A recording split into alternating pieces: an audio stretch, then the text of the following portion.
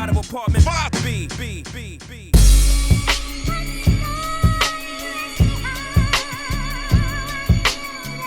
You're now tuned into the Apartment 5B podcast, where we chop it up about hip-hop, R&B, sports, love and life. Hosted by Kill.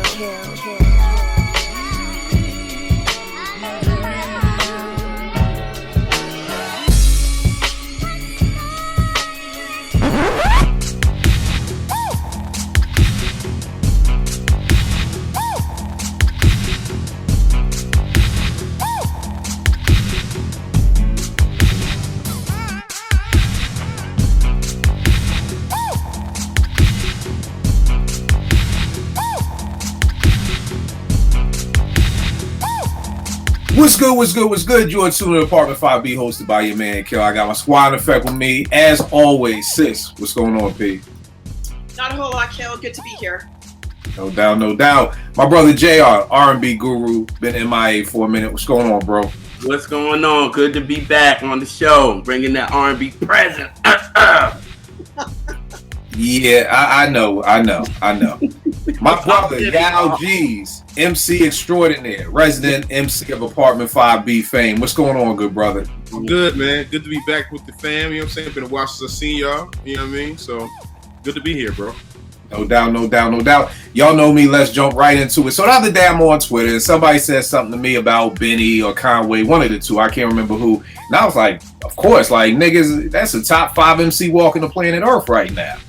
And the dude was like, well, who's your other? Who are the other 4 of the dopest MCs that you got? You know, I always got to be dramatic. Walking the planet Earth right now. I was like, damn, you know what? I never really thought of that. You know what I mean? I'm always like, I know who would be in there, but I can't tell you the other 4 offhand. So today we are chopping it up about the top 5 MCs walking the planet Earth right now. And we're also going to be talking about if you have top 5 singers that are walking the planet Earth right now, and 3 reasons why you fuck with these people and why you think they're the dopest walking the planet Earth right now. Porsche, as always, ladies first, who is one of your top 5 MCs walking the planet Earth, and give me 3 reasons why. Okay, so for me, I kind of went with, I tried to stay away from the usual suspects because there's a lot of really dope MCs walking the planet Earth right now. So I'm going to stick to my core 5 that I always talk about. I'm going to go with friend of the show, fam of the show, Amir. He is one of my favorite MCs ever. I talk about it all the time. I post about it all the time. And the reason is like lyrically, the content to which Amir is speaking to or in any project is always sort of like insightful. There's always going to be something to learn. There's always going to be quotable. I think it's just that sort of like forward thinking that appears in the lyrics. And then his beats question is always a way that, and he pushes the envelope from, you know, project to project, but everything sort of shows his range, and I really appreciate that. And then I guess my last thing is, I mean, overall output. I had to create for my 5. I had to create a hashtag called "My Faves Are Always Fading" because they are literally releasing stuff all the time. Whether it's Instagram, whether it's singles, whether it's albums, whatever it is, and they're always sort of kind of putting it out there. And I absolutely love that. As a fan, I know that there's always going to be fresh new content. So those are the reasons for me and why I chose Amir. You got any R&B singers? Actually, no. I'm relying on JR to enlighten me because I to be JR, really make that face again for me one more time. What you just did? You said like do that again. That. I know I'm laughing at. No, the reason. Let me tell you the reason. The reason is that I cannot get into the groove of like drug-induced R&B. This is not my bag. This is not I feel you, Portia. I feel you. I can't listen to something and be like, oh yeah, I want to go snort a line of coke with my dude. Like, I just can't. This is not something that is like appealing to me. This is not the love bag that I want to be in.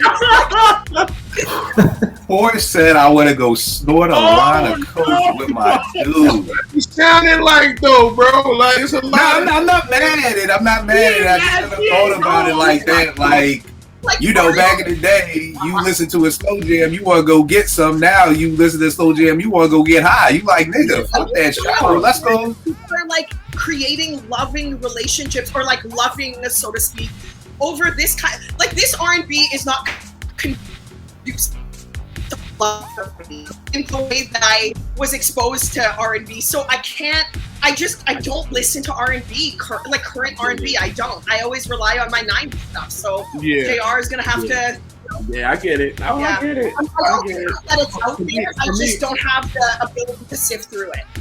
I feel you. What you saying, yeah?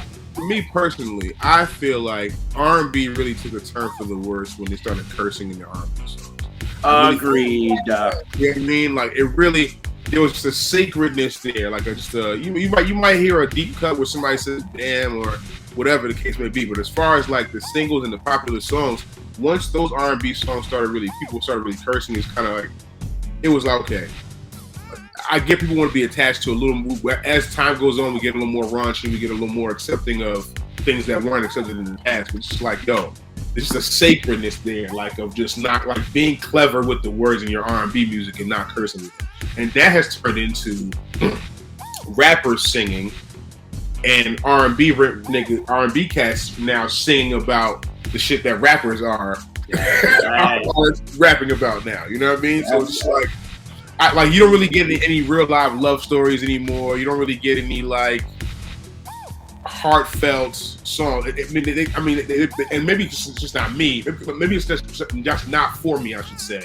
But I feel like they just don't evoke any emotion to me. Just like, yo, I'm depressed. You make me mad. You make me sad. Let's get high and forget about all the problems. That's how I feel like every R&B song sounds. Right? Am I bugging? You're not bugging. I always tell my teens, I don't know what y'all are walking down the aisle to. I have no idea what song y'all get married to. I have no idea which song is gonna be your first dance. I don't know what a wedding is even gonna look. And half my teens be like, nigga, we ain't get married. And I'm like, is that too? So there's that aspect of it too. Yeah, so you know, it is what it is. But yeah, I'm gonna rely on JR. At least anybody recent. You know what I mean? All my people, with the exception of Chris Brown, I do like Chris Brown's last album a lot. He just put out a couple weeks ago. There's a lot of joints on there. Yeah. Yeah, and for people watching, keep in mind this piece was that these people had to put out albums in the past 5 years. So it doesn't have to be a new R&B singer. The R&B singers I got ain't new by no stretch of the means of the imagination. They just put out albums in the past 5 years. You know what I mean? So, like, that was my thing. I just didn't want nobody coming on this show talking about, yo, Big Daddy Kane's is one of the dopest MCs walking the planet Earth, and this nigga ain't put out an album in 20 years. So that was, like, the criteria of these people these don't have to be new artists. They just have to be somebody who released the album within the past 5 years. Right. First joint I'm going to go with, for me, I'm going to go with the person who I was talking about to set the whole show off, Conway. First time I heard Conway, and I got to give shouts to my man, Animalism on Twitter and IG, and I forgot my guy's name. Oh man, it's gonna kill me. My man out of Detroit, he's a DJ. Porsche, you know him, you follow him. DJ Tony Tone. Yeah, DJ Tone and Animalism had been telling me about Griselda since like 2014, 2015, and I was just like, I don't want to hear that shit. Niggas always telling me somebody's gonna be the next one, and then I hear them, and I'm always let down. I'm watching the BET Cypher. This was like 1 year, and they was like in a parking garage or whatever, and Conway and West was spitting. I was like, damn, this boy nice. And what the fuck is wrong with his face? Like, that's really what stood out to me. It was like, yo, why is his face like that? So then I start Googling, I find that. I'm like, oh, okay, boy's nice. Then him and West was on a track called The Governor's Ball on one of Royce's mixtapes, which was crazy, and Conway was going to fuck off. Funny story, I thought West Side Gun was a girl the first time I heard him. I thought he was a girl. Word life. Took me back to when we was at EAA, and we played, they sent us LL's I Shot You. We thought Foxy Brown was Shaheem the first time we heard it. You know what I mean? So, yeah, we were like, yo, that's Shaheem? Like, who the fuck is this? Like, so, yeah, I thought West was a girl, whatever. But I'm like, yo, who's this dude Conway? Then I heard Rejects, too. And I was like, this is a 5 mic album. I mean, this was incredible. So many bars, so many quotables. And then he followed that up with GOAT, which to me is a 5 mic album. I love GOAT. This shit is crazy. So the top 3 reasons for me, Conway's voice. He just has that voice. Again, we always talk about how important the voice is. When you hear Big, you know it's Big. When you hear Nas, when you hear Conway, there's no mistaking. Yo, who's that? It's Conway. Love the flow and the quotables. I love Conway's quotables. That nigga will keep me if we still had a rewind button, hitting the rewind button. He said something on Rejects 2. He said something like Kush Trap jumping in Atlanta like Bazemore when Bazemore used to hoop in Atlanta. Like he's always got, you know, some type of saying. He said something like something about weighing coke in my house like it's Keenan Brothers' house. Keenan Wayans and weighing the coke and just his wordplay. So definitely going with Conway for one of my top 5 people. R&B wise, Jasmine Sullivan, top 5 singers walking the planet Earth. I don't know, JR. I'm interested in what you. I think she's probably the best singer post 2000, easily. You know what I mean? Yep. For her voice, her pen game is stupid. Her pen game. Her writing is stupid, and then the emotion. When that chick says, come pick up your feelings, I believe it. When she's singing, I got the best pussy in the world, I believe it. Whenever Jasmine sings a song, I believe and I feel it. You know what I mean? That joint she got with her when she be like, you niggas be making us mad and then don't even, like, girl, she like goes off, like, and her live shows are crazy. She reminds me of an MC. She sings like, I feel like an MC spits. You know what I mean? Like when I see her on stage, like her mannerisms, I see her almost as she's like a singing MC. And then she's from the crib. So that's my first people I got up. Eddie, what's good with you, good brother? Good to see you, man. Yeah. No doubt, man. Good to be here, man. So my first one, I'm gonna go in reverse order. But I'm gonna start with Blue. He's one of my favorite. I know he's one of Portia's favorite as well. I just feel like since I think he dropped his debut in 2017, and funny thing is, by the time this airs, I would have gone to the 15th anniversary of the Blue and Exile Below the Heavens album. So they're having a show here in LA this Sunday. So they performed the whole album, they're having guests and all that, so it's pretty dope. But yeah, man, Blue, I think if I'll say my 3 things, number 1 is, even though like he's well known for his work with Exile, I feel like he works well with all the producers that he works with, right? So just running down some names, like he's done 4 albums, obviously with Exile. He's done 4 albums with Knots. He did a joint, I want to say it was like 2 or so years ago with Oh No. He did a joint with Damu, the Fudge Monk. Then this newer producer, Surplus, that's down with the Dirty Science Camp. So I feel like he's able to give different sounds, right? And he kind of fits the production on the different things. I think the second thing is, I feel like he found his voice. Blue, he gets personal in his lyrics. You know, he tells a story. He owns his being a Los Angeles MC, right? Like you might hear his flow, and at times you may think, all right, he got a little bit of an East Coast flow, but he's definitely Los Angeles through and through. And I guess the third thing is, I don't know, man. I think it kind of ties in with the first thing, but I think his bodies of work, man. He didn't just rest on his earlier albums. Like he puts together strong bodies of work. Like he dropped a double album.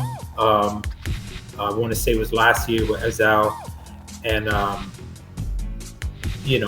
usually double albums have a lot of filler in it. It was strong all the way through, so I really appreciated that. All right, no doubt. Yeah, who you got for your first one, good brother? I'm interested in you because you're an MC's MC. You know what I mean? In fact, let me tell a quick story about how petty this nigga is right here.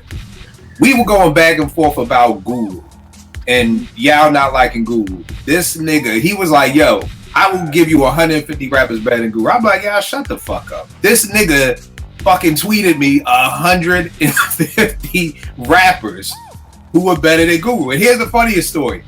I'm looking down the list. I'm like, Fred the Godson? Who the fuck is Fred the Godson? And he was like, yo, Fred is nasty. Yo, I'm one of Fred's biggest fans. God bless the dead. I miss Gordo. Amazing MC. I love Fred the Godson. And Yao put me on to him, but it's just so funny because that name stuck out. I'm like, yo, who the fuck? You just naming any niggas. You just naming niggas just that on a fucking outside the bodega in the Bronx. Like, yo, Fred is better than fucking Guru. I'm like, yo, me, Kill. This is me, Kill. It's me, man. And Fred is my guy. So I say that to just say that I highly respect Yao's opinion, especially when it comes to MC. So I'm really intrigued by who makes your top 5 list right now. So you got number 1, good brother. Lord, I am so scared. My goodness gracious. Listen, I just want to put this disclaimer out there right now. Drake is not on this list. Okay. Thank God. God. Yo, you should have kept on the edge of the seat, bro. You should have kept on the edge of the seat for the whole entire show. I did not, because when Poor said she was a little nervous, I was like, you know what? Let's just get the nerves out of this. Please. Right. All right. Thanks, Yao. No problem. My first rapper I'm gonna say is, I think, a top 5 MC right now walking the planet. I think Ransom is a top 5 MC. Yeah. I think in the last 2 years he has, and maybe just because he's getting a little more notoriety now or whatever, but he has really, as far as lyrical hip hop, I'm not sure if there's a guy that's been better than him in the last 2 or 3 years. It's been really ridiculous. When you listen to all the tapes he's put out the last 2 years, all the joints with Wes Craven, and this last one he just put out a couple months ago. I really had to go. Like, I was in the gym and I was like, yo, is there anybody really rapping better than him right now? Rapping, you know what I mean? And I love Conway, but I don't think Conway's rapping better than Ransom. I love Benny. Benny's on my list. We'll get to him later, but I don't think he's better than Ransom right now. And for people, like I said, for people who are into like precision flow and wordplay and like content, like some of the content as far as the bars he's putting together are just like, wait a minute, how'd you even come up with that?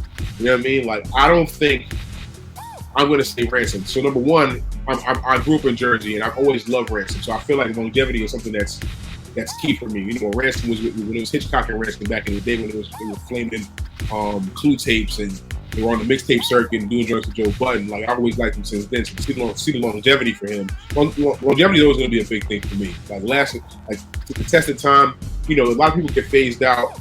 You know, there's a lot of rappers who I'd love to hear right now who just decided they didn't want to rap anymore, which is cool and I get. But like, for somebody like Ransom, who right now is probably 41, 42, you know what I mean, just coming into his own as like, he's just seeing him probably get to his prime right now when he wasn't even thought of as like a top 20. He wasn't in the limelight like that. I would say he probably had like 2 years ago, he probably had less than 10,000 followers on IG. Now he's up to like 200,000. People know who he is now, and he's been on tracks with Russ, and he's done joints with Griselda. So, you know, it's been really good to see. So that's one reason. I think, like I said, as far as bars are concerned, I love comparative bars. I love wordplay. He's got all of that going on. I would love to give you a few bars personally, but I didn't really go back and study because I listened to him only about a week. But just tap into the last project, I promise you. Let me see if I can find the song exactly. Yo, Poor, she's got that one bar on that last album that I swear by. That whole I know niggas who praise Hova but bang Ether or whatever. Yeah. Yo, I heard that and I like had to rewind. I'm like, yo, he's got like that just like stopped me in my tracks.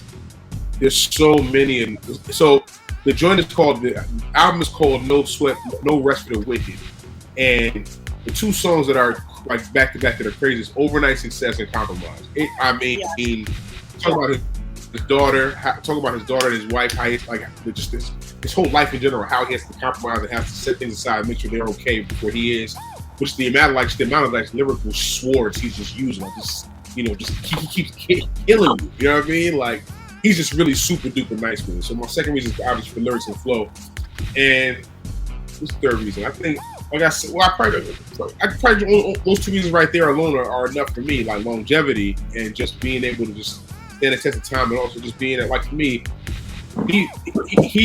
he's able to do I always like my rappers to be able to go on a radio station, and we talked about this earlier in the week, Kill. If you can go to the radio station and just like I put a beat on and you just start spilling, like Ransom has that type of ability as well. And those are some of my favorite facets of rappers. Like if you have to be able to do that in order to get any top 5 list of mine. That's like a requirement. You know what I mean? And I feel like if we had a cipher with Rand, and we had a cipher with Benny, we had a cipher with Conway, we had a cipher with Mickey Fax, we've got any I think Ransom could easily come out the champ. Be like, he had the best for no question. So that's my piece on Ransom.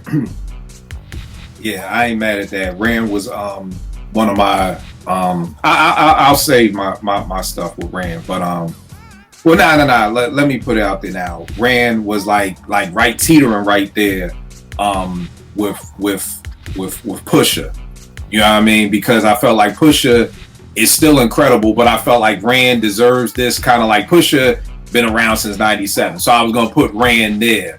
When I've been hearing Rand's name for years, especially with the Joe Budden stuff. But y'all know how I am with hip hop. I take this shit serious. I think I know these motherfuckers. So when Joe and Ransom had beef, I was like, fuck that nigga Ransom. I'm riding with Joe. You know what I mean? Just being honest. Y'all know me. I'm young. I used to be young. That was my attitude. But the Director Cut 3, I heard that, and that actually dropped the same night as King's Disease 1, Nas's joint.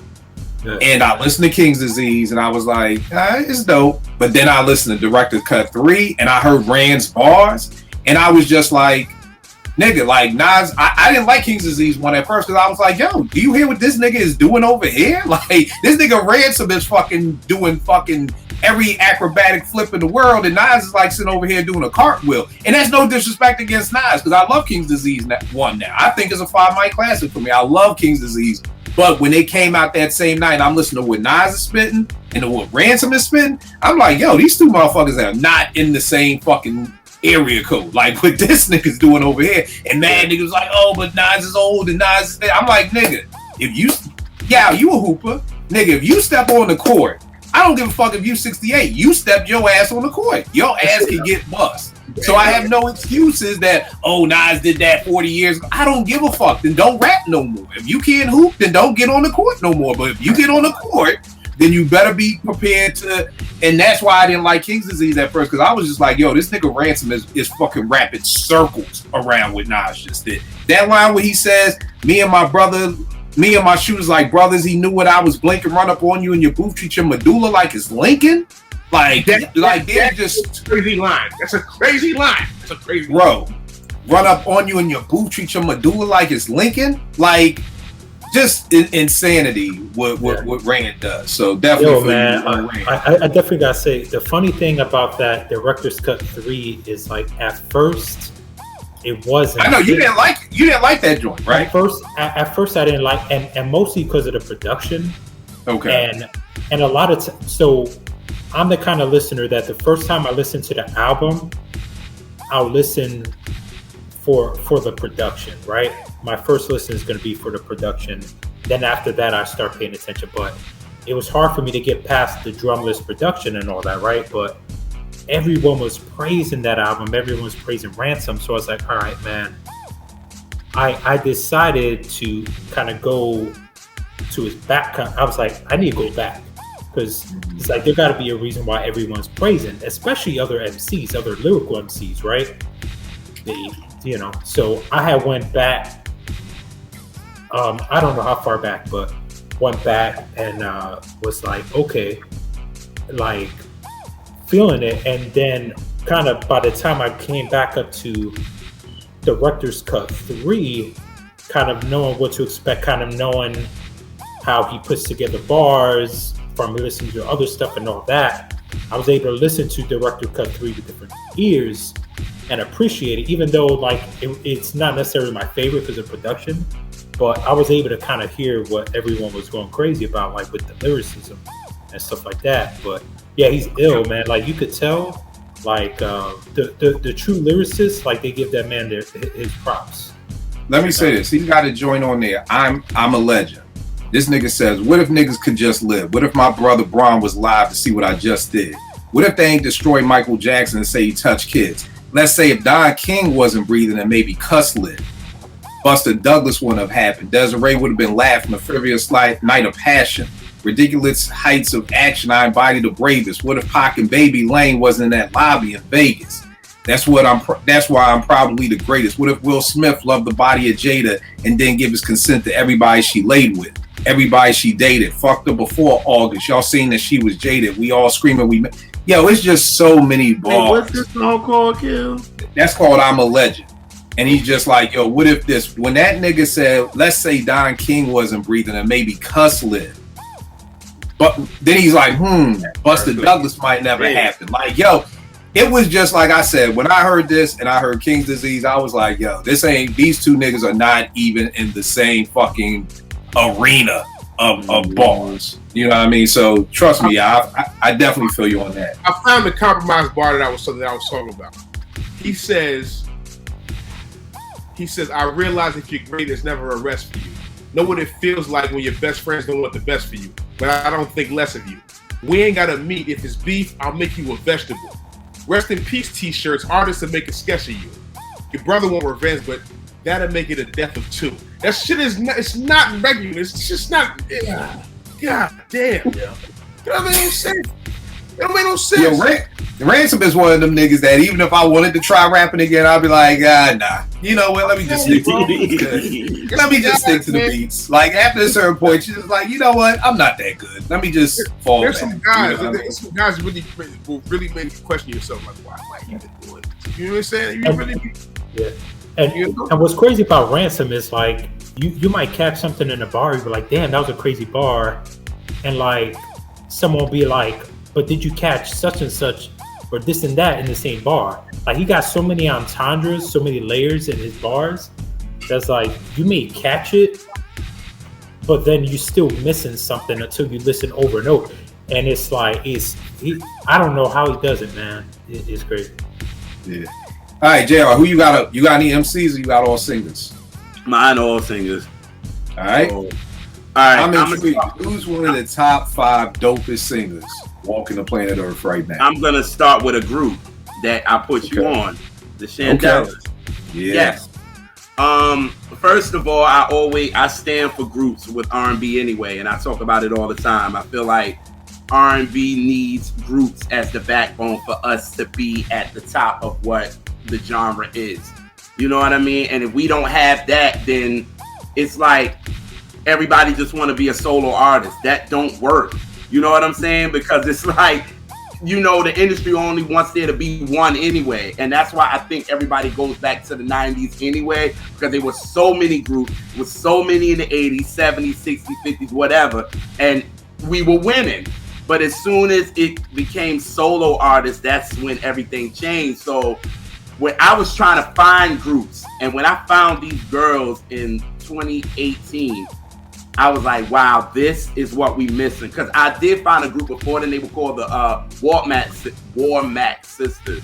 So they were down with, you know, Bobby Warmack and that family. But when I heard the Chandellas, I was like, yo, these girls are what is needed. They can sing. They got great songs. You know what I'm saying? And then they're about female empowerment, which, you know, they kind of remind me of an En Vogue, to be honest with you. Like the current En Vogue to me. And to have Chuck Harmony and Kelly behind them, you know what I mean? And these guys are really R&B dudes, so they understand what is needed. And for them dudes to get these girls like great songs, I've been on them since Reconsider, and it's like they are dope. And then finally when they released the album Hits That Stick Like Grits, I was like, yes, you know what I'm saying? But I wish they would just get more behind them. But like they said, a lot of people said it's been, you know, Tevin Campbell did a podcast, and he said in 5 years ain't gonna be no record companies. Because y'all know the record companies is the one that was giving the labels all the money to give them promotion and all that. And it's like, I feel like that's what's needed. But these girls can really sing. They like got great songs, and they're just groups are needed. So I feel like these girls, the Chandellas, are completely needed. And I'm still running Hits That Stick Like Grits, like Kill, like you said. I'm still running. Bro, I listen to that at least once a week. Yes. Bare minimum. Oh, Bare God, minimum. it's a 7-minute record. And it's like y'all said, that's really a sexy ass song. but it's no cursing in it, it's no nothing, and it feels like love. You know what I'm saying? And we ain't got that. So that record, and it's 7 minutes, and they just gliding vocally through it. So the Shandellas, these girls, all three of them, Casey, Stacy, and Tam, they can sing their asses off. Yeah, I ain't gonna hold you. I almost did a DJ Quick with them. You know what I mean? Like how DJ Quick had the perm, and I wasn't gonna listen. I heard the Shandellas, and I was like, it sounded like some whack ass Motown. You did. Trying to redo Motown. But bro, I ain't gonna hold you. I got to work one day and I pressed play, and that shit has never left the rotation. Yes. Never left. That made my R&B album of the top 5 of the album last year, and I think I only had been listening to it for a month. And bro, the album was only out in October, and we did our end of the year review. And you but it doesn't matter. I was like, oh no, that knocked like 2 things out the box or whatever, because it was like, nah, this joint's crazy. So Shandella's very dope. Porsche, who's your number 2? I'm gonna, again, this isn't really in order, but I'm gonna go with Ransom just because you guys were just talking about it. I only have 5 MCs right now that I always go to, so I'm gonna say Ransom for the same reasons you guys said. But I was kind of late to the Ransom, like just knowing how dope he was. I had to go back and do the homework, and it wasn't until No Rest for the Wicked dropped that I was like, okay, at this point, like, you can't really deny how dope he is. And he absolutely merits these ranks that he gets and all of the praise that he gets. And the only thing I'm going to add to what you guys said is that I think what kind of drives Ransom is himself. Like, he's an MC who sort of, and I don't know if you guys follow him or kind of follow what he says on Twitter and sort of publicly, but he's always challenging himself, and he's always looking back at his own projects to do better than himself. Like, he doesn't really compare himself to anybody else, really, and I think that that's a really great motivator, because he only just ever wants to be better than the last project he puts out, and he is. So I really appreciate that about him. His work ethic is really a standout. And I think that's a common thread with all of my favorites, is that they all have good lyricism. They all have, you know, the ability to get that wordplay going. And then their work ethic is undeniable. Like, just the amount of stuff they're doing. Like, Ransom just tweeted today that he's got another project coming out. And I'm just like, holy moly, like, because I know it's going to be at such a top tier level. So they're not really skimming on quality. They're giving you amazing quality, and then they're giving it to you frequently. So as a fan, it's brilliant.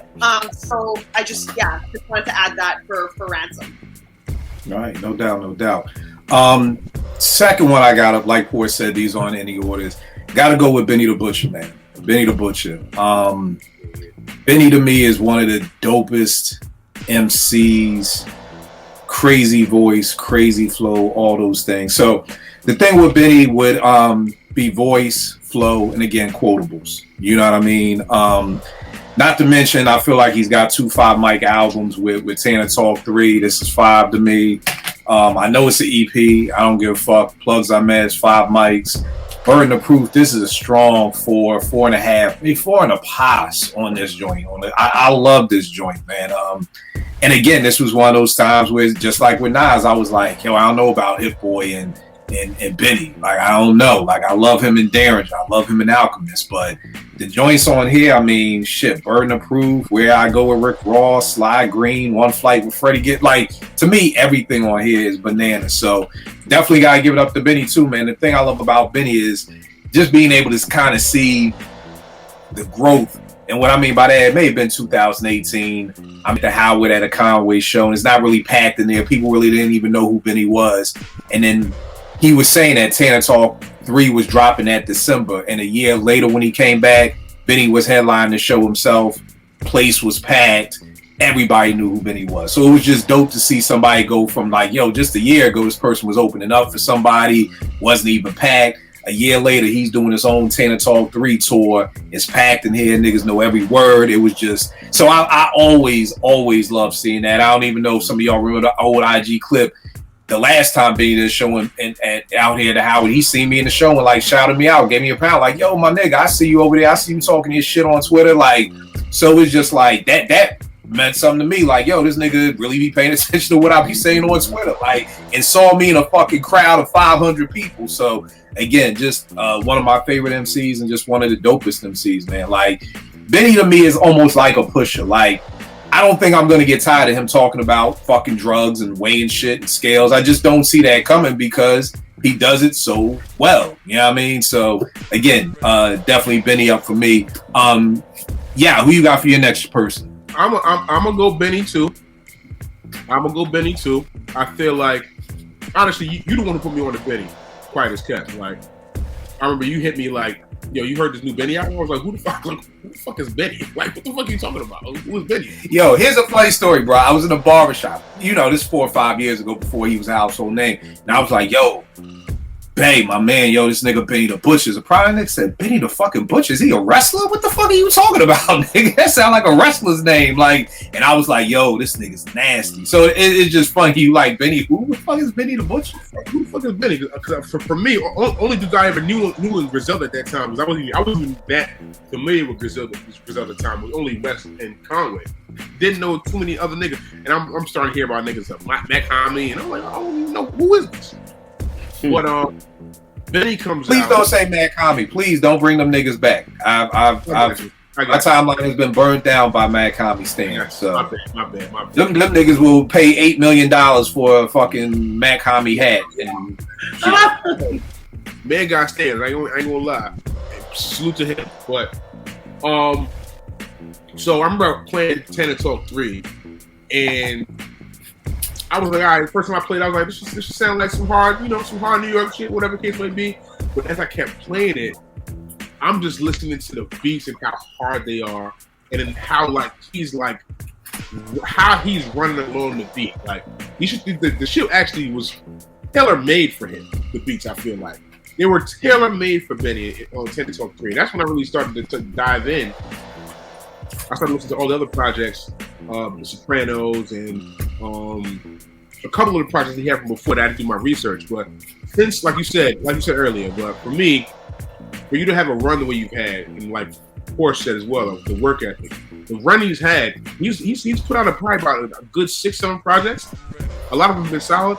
I love Tanner Talk 3. I like Tanner Talk 4 a lot. I know people are on the fence about it, but I like Tanner Talk 4. Oh, no. You know what? I don't know how I forgot that shit. I'm bugging. I love Tanner Talk 4, too. I love that shit, too. I like it a lot. The only joint I gotta skip over is the joint with my man NyQuil. What's that nigga name? Boldy. Anytime, like, I be trying to get the fuck away from Boldy, and I swear to God, like, he was a guest on, like, everybody's album at the same time. I was like, yo, I can't escape this nigga. That's the only song I don't like on Tanner Talk 4. You and I had a discussion about Boldy when we agreed that he's just not my cup of tea, but I did enjoy his verse on that album, though. Okay. I think it was a really good verse. And there's no knock on Boldy. I just don't like that beat. That's just, I gotta skip that one. I hear you on that. But I bang with Tanner Talk 4. I bang with, a lot of people don't bang with the Harry Fraud joint. I love it, personally. I love that joint. I know people are like, lukewarm on Harry's beats, but I like a lot of the songs on that project. So for me, and first of all, number one reason why Benny is on this list is because I love cocaine rap. We've had this discussion at length. You know what I mean? If you're rapping about cocaine at a high level, I'm going to listen to your music. That's how I'm built. That's how I've always been built. That's what I love. So, that's one, cocaine rap. Two, obviously, he just gives me. I went to college upstate New York, outside of Syracuse, and the one thing I kept saying to people when I was trying to explain it to them about Benny, I was like, it just sounds like upstate. It sounds like North Face. Like you got your hands high in your North Face and you're walking, trying to trudge through snow. That's what his music sounded like to me. You know what I mean? So he gives me that upstate feeling that I really wasn't getting it, honestly. Even back when I was going to school up there weren't that many good rappers up there. They're few and far between, Syracuse, Rochester, here and there. And then I guess just me being proud of just being up there and knowing people from Buffalo and how much they struggled to get on. I think that's something that does it for me as well. And also, I just think he's just really nice with the quotables, yo. He's got a lot of quotables, you know what I'm saying? A lot of cocaine bars. of my favorite bars on Can I Talk 4 is when he says, I went all the way with this shit because I got caught up in it quick. I drove it back 6 hours with my daughter in the whip. The visuals he gives you as far as his trials and tribulations through like selling cocaine. And that's a line. That's a crazy line. I drove it back 6 hours with my daughter in the whip. Like, you really playing around with like Fed time. You know what I mean? You really to give us that visual as to how serious that was. And he does that throughout all his songs. Like the song with him and Spesh. I think Spesh is a very dope rapper. 38 Spesh is dope. I think Spesh is super, super, super dope. Them two going back. Another thing, he's versatile. He can also do the back and forth shit if you want to go. If you want to go there with Benny too. Benny can go back and forth, 3 bars here, 4 bars here, and really like keep up. I'm anxious to see what Benny would sound like with Jay. I think that should be the next goal for him. Because he's done, I mean, as far as cocaine rap, he's done it with everybody. Maybe Jeezy. I know people don't really love Jeezy, but and I don't even think Jeezy's that nice per se. But I would like to hear another song with Benny and Push too. Like, I would like to hear another one where they're just going crazy talking about cocaine. So Benny is definitely on my list as top 5 MCs walking the planet right now. Dope. Another thing I'm saying, I'm always tell people, for me, you gotta support the artist. When I really fuck with you, I fuck with you. Like I would search for every Conway, from Rejects to Go. There's something about me and physicals. I still want them. The Black Tape. Everybody is Food One. Everybody is Food One is my favorite Conway project. That's my favorite. Everybody is Food 2. Everybody is Food 3 with the Bennies. You saw what I had for the Bennies. I still got the sealed copy of the Plugs I Met too with Harry Fraud. Brought 2 copies. I keep one sealed with the Plugs I Met, and then still got the Stabbed and Shot with 38 Spesh. You know what I mean? So definitely, I always challenge folk. Folk get on the timeline, talk all this hoopla about supporting artists and all that, and don't buy their music. Yo, buy their fucking music, y'all. If you fuck with them like that, buy their music. So, JR, who you got up next, bro? I'm gonna go with PJ Morton. Good pick. I'm gonna go with him. PJ he's just a real musician. He's like, honestly, if you love Stevie Wonder, you're gonna love PJ Morton. He's just like the son of him musically, honestly. Like, you know what I mean? And then we had the honor to interview him back when Gumbo came out. And it was just like a breath of fresh air, because Kill, remember, I was just going off about it. I was like, yo, I was losing my mind about Gumbo because it was something that was needed. And it was fresh. And it was just like y'all said, we don't have music that you can listen to, which you can walk down the aisle to and First Begin. You can listen to that and be like, boom. You know what I mean? Bro, let me explain something to you about Gumbo. This is the first album, I'm 48 years old. This is the first album in the history of music that I listened to one time. Yes, you did. Wrote a review for it after one listen and christened that shit 5 mics. First album in the history of music that I've ever just listened to it one straight run and just instantly started typing up the review for it right then and there. It's never happened in my life before. Mm-hmm. That's how great of an album Gumbo is. Mm-hmm. And then he's just a dope artist, period. And he's just consistent. For people who don't know, that's it right there, Gumbo. Got the vinyl CD. Y'all know if I buy it on vinyl and CD, that shit means something. So it's right there for me to not vinyl over there, but yeah, I rock with PJ. I'm trying to go see him in October. Like, live, he's dope. You know what I'm saying? Like, I can't wait to see him live. Like, he's just that artist, and he gives you the feeling of what we've been missing. Like, his duets with JoJo, amazing. His duet with Jasmine Sullivan. His joint with Jasmine Sullivan, yes. You talking about Built for Love, like off the Ready album, like a Paul album, I mean. That, like, his duets with females is just dope. You know what I'm saying? And then, then one thing about PJ, he knows about real singers too. Because he gets singers, like, he represents the singing dudes. You know what I'm saying? Like, he will get, the only thing I must say that he get a strike on is that joint with him and Nas. Nas and Stevie Wonder. Horrible, PJ. Sorry. But I hear what joint is that off of? It's off the new one, Watch the Sun. It's called Be Like Water. And it's with Stevie and Nas, and I was like, no.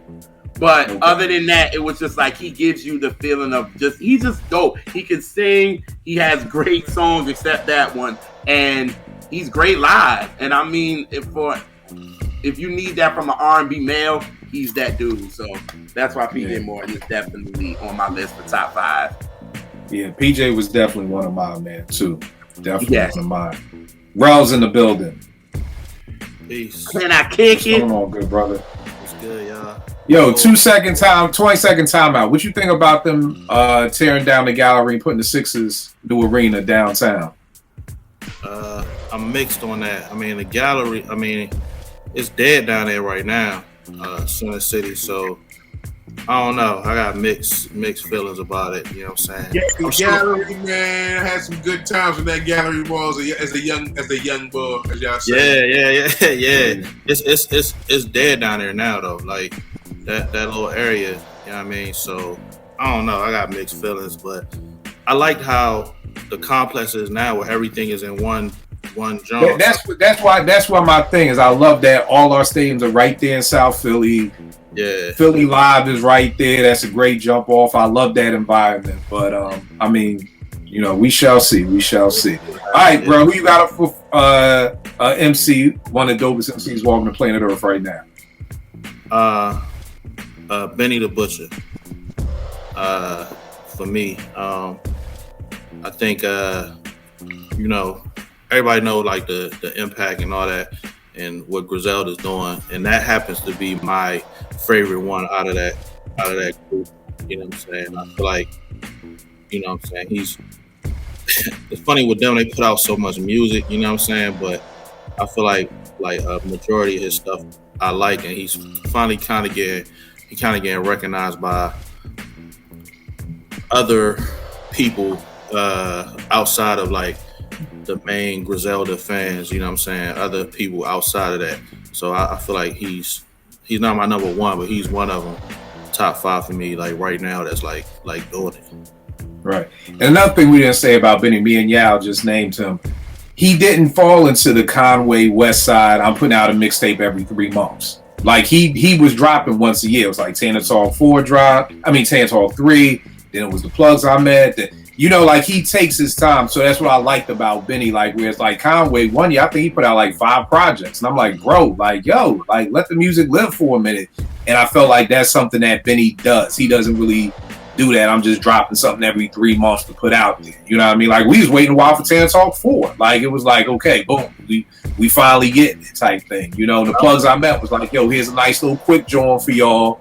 You know what I mean? So that's definitely something I do appreciate. I feel like he got more. I feel like he got more of the it factor than more so than the other two. You know what I'm saying? I just feel like he'll be the one that will, you know, go further, and his reach will expand further than the other two would. So right. And it's crazy because that's almost like the joint off of Tanner Talk 4, the Tyson versus Ali, because it's just everybody. The thing with Griselda is only 3 of these niggas. It's not like it's the Woo where you arguing amongst 8 niggas, you know, and most niggas, West ain't no lyrical nigga. He'll tell you that himself, you know, so it's just bug that you have 2 dope MCs. Like, it's like, to me, kind of Benny is like low end Midnight. Like, you could pick one, I could pick the other, both are dope. There's no wrong answer, you know what I mean? And that's, I think, like what they even say in the song, like niggas always put me and Conway against each other, even though, you know, when I'm winning, he in the stands rooting.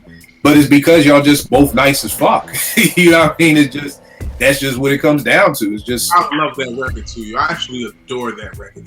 Yeah, the Tyson versus Ali joint. Yeah, so not to mention he did a remake of the 10 Crack Commandments and killed it. And y'all know I fucking hate hip hop remakes, but the way he put the spin on it, like here's 10 more joints that Big ain't talking about. Social media wasn't around, and the only bad part about that song is Puff talking about love and the black woman and all that shit at the end. I'm like, bro, like you just talking. Yeah, like nigga, why you even talk? Like, you know, respect Benny for reaching out to Puff to getting the okay and putting Primo in the video and doing what a lot of people don't do when they do remakes. or add-ons, but it's like, yo, Puff, what is you even fucking talking about, man? He's like, black man is God. Like, no, nigga, we talking about selling fucking drugs, Puff. It's like, nah, nigga, we ain't in that space right now that the black man is God. But, you know, that's what it is. Eddie, who you got up for your next one? All right, so this one is probably like it's an MC that I kind of got put onto more recently than everyone else on this list, and that is I Am God. You know, like I know he's a friend of the podcast and all that, man, but like no joke, like since I remember when Kill sent me the link to his joint, he was like, yo, this MC, by that point, I think at that point he was going by T to God. He's like, yo, I got this from T to God, yo, let me know what you think.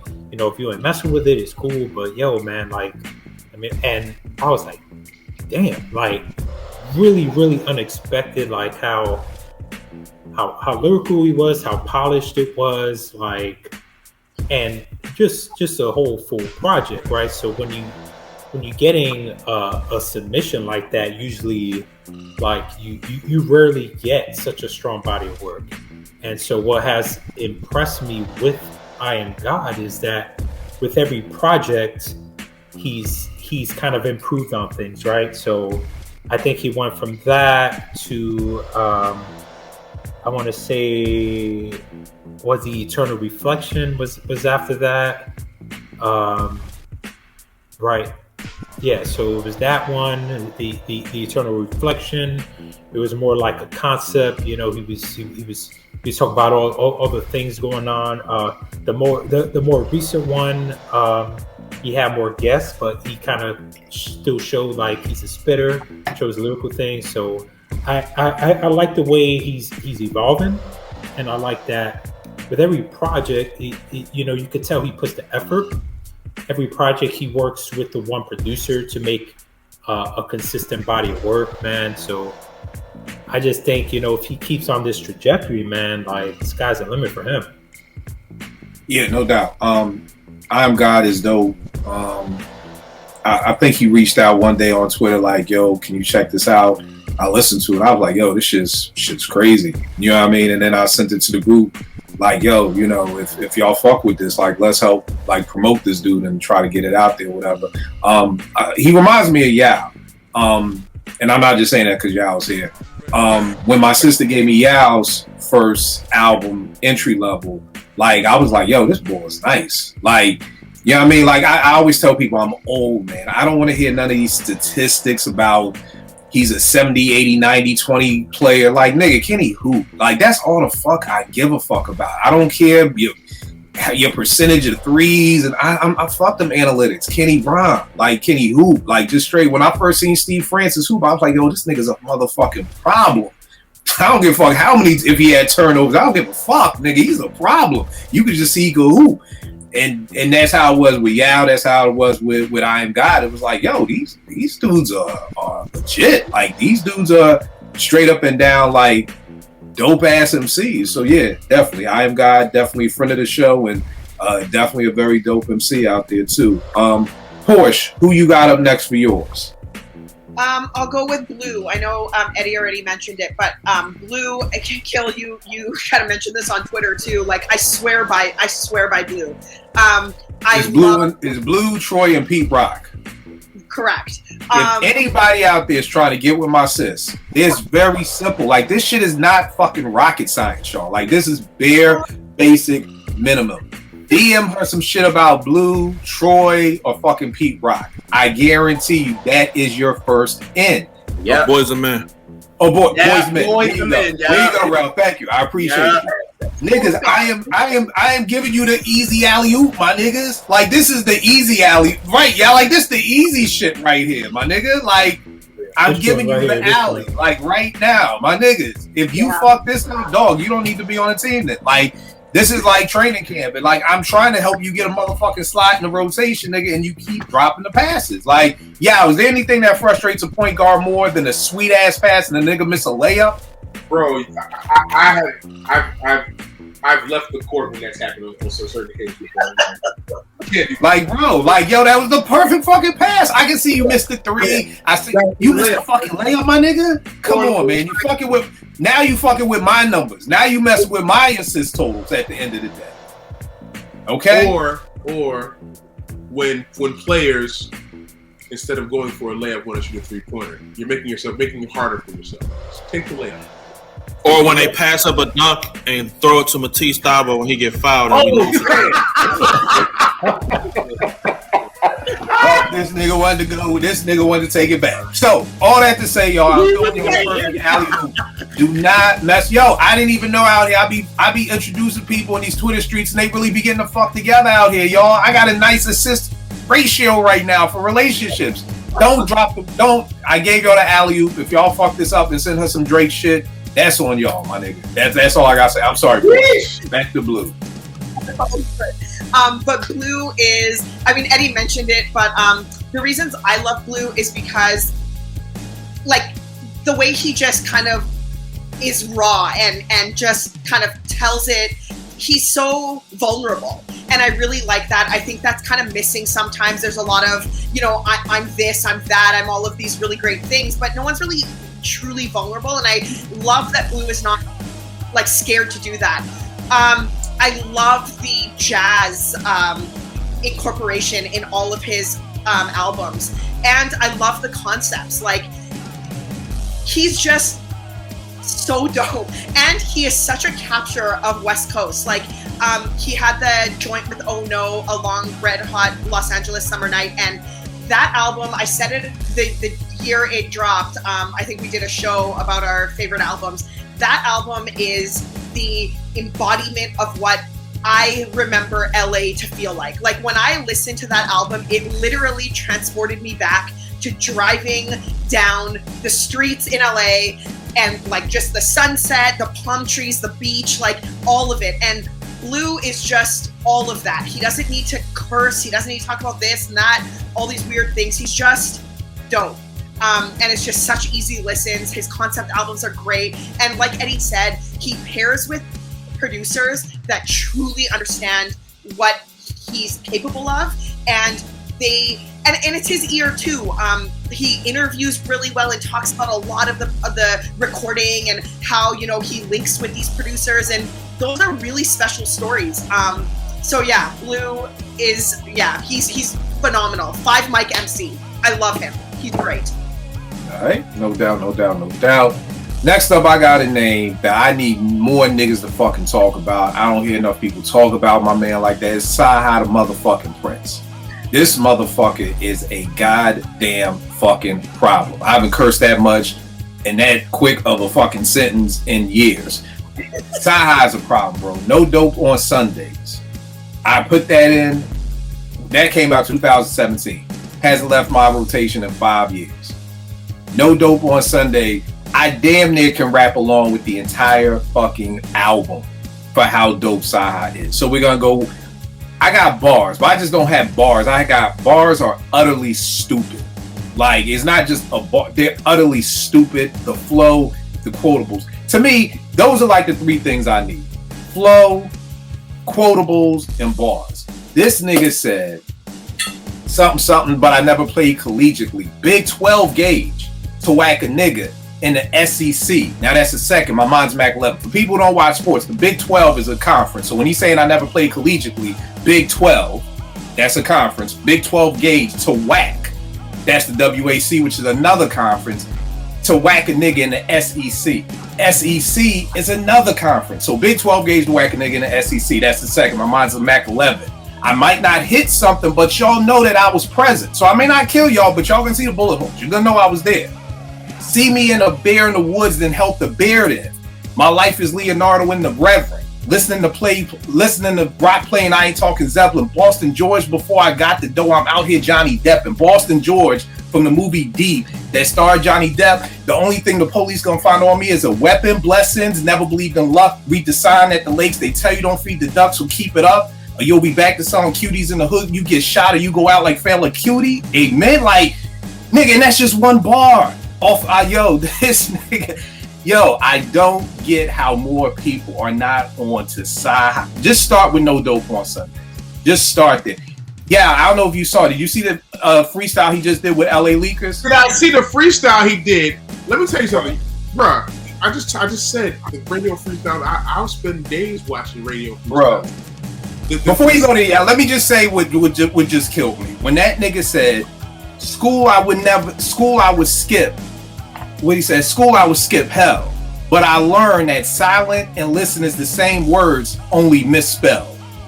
And I was like, wait a second, what are you talking about, my nigga? And then the way he does it, he's like, cause silent, he like his mannerisms too when he's rapping. It's like, come on, y'all, like, cause silent and listen is the same word, just misspelled, move the words around. Bro. There's too many, even in that one, the bar before that, the Dartmouth bar, and Ship Sailed. Like there was just that freestyle for me. The Leakers freestyle, Sci-Hi, is a top 10 freestyle of all time from the Leakers. I watch a lot of LA Leakers freestyles. I keep it on my phone. It's saved to my phone. That's how crazy this freestyle is. He went crazy. He went crazy. Like I always say, that's my favorite type of rapper anyway. You gotta be able to do that. That you have to be able to do. You gotta do that. You have to. Yeah. So, Sci-Hi, I've been a big fan of Sci-Hi for a long time. I got mixtapes from him from before No Dope on Sunday. Like I was a huge Sci-Hi supporter back in the day. I am anxious. He put out an EP a few weeks back. It's pretty solid. It's got 4 tracks. Yeah, he got joint. It's cool. I'm not in love with the beats. The bars are there, but the production is just what it doesn't do for me. Sci-Hi's always gonna be a dude I check for regardless because I just thought he had the total package. Like he could make any type of song. Have y'all seen this? Porsche, have you seen the joint, the Leakers, JR? No. Let me just play this for a second. We was weighing fish scale on a fish scale, no really a fish scale. You know the one with the hook on it that you hang by the fish scale. We was getting the men, I'm talking big bells. Plus the Nick Sale, they was Fizdale. I'm just a rich player, never did jail. Man, forget 12, but if you did tell, snitching on the click, it wouldn't sit well. They gon' leave your mama house with shells. A couple bands on your head, I'm talking pigtails. I be rapping like I don't think my shit smell. Shawty got a dark mouth, I never did yell. The relationship failed, so that shit sailed. School, I'm skip hell. But I learned that silent and listen is the same word, just misspelled. Silent and listen is the same word, just misspelled. Like, Wait. Silent, listen, y'all get there. I got my key. Yo, bro, if I rapped, I'd quit because, nigga, I quit. And then, like you said, wait a minute, did he just do that? Like I said, bro, you really have to pause. And when I heard that, I was like, what is he talking about? Silent and listen is the same word, just misspelled. Like, and then I'm like literally writing down. I'm like, oh shit, silent and listen is the same fucking word. Even then, the same letters. He took like 2 bars off, and then it was like, y'all get there and went right back on beat. And went right back in. Like, nigga, y'all get that later. We got you. And then I'm going to go right back in and kill the... JR, when I first heard it, I was just like... And where is this on YouTube? Yeah. It was on... I got it off his IG page. It was on his IG page. Let's go to his IG page. It's on if you go to YouTube and just type in Sci-Hi Freestyle and look for LA Leakers. Okay. Yeah. I saw something the other day on YouTube. I was just going down a rabbit hole, and it was like Sci-Hi and Locksmith. They both like did a bar piece somewhere, and again, Sci-Hi just does what Sci-Hi does. Like, it's incredible. So Sci-Hi, that who do I have? I gotta open my joint back up to figure out on the R&B joint. Raheem DeVaughn. I feel like Raheem DeVaughn is one of the dopest singers walking the planet Earth.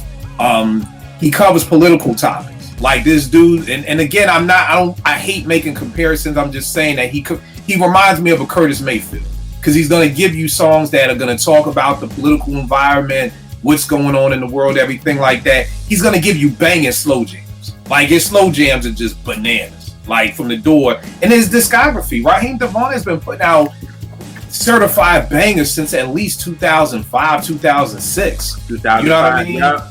People don't talk about Devon's catalog. We don't, bro. Like, and again, I don't know why he doesn't.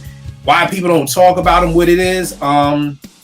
This joint right here that dropped. What a Time to Be in Love. This joint right here was crazy. That is the joint, y'all. This is crazy. Like, and that was from 2020. And again, Four in the Past. Like, I listen to this album all the time. So he's just one of those people who I'm always intrigued at, like, why his name isn't mentioned with the Anthony Hamiltons. Truth be told, I fuck with Raheem before I fuck with Anthony Hamilton. You give me Anthony's discography, Raheem's discography, I'm going with Raheem all day. I'll give you that. I'm going with Raheem's discography all day. So I don't get why his name, he's always like a tier below them. Like, you know, like when they just had that Maxwell, Anthony Hamilton, Joe tour, like, I just feel like Raheem fits in that mix perfect, but for some reason he's just not there. So that was one of my people over there. Who you got up? No, JR, who you got up next?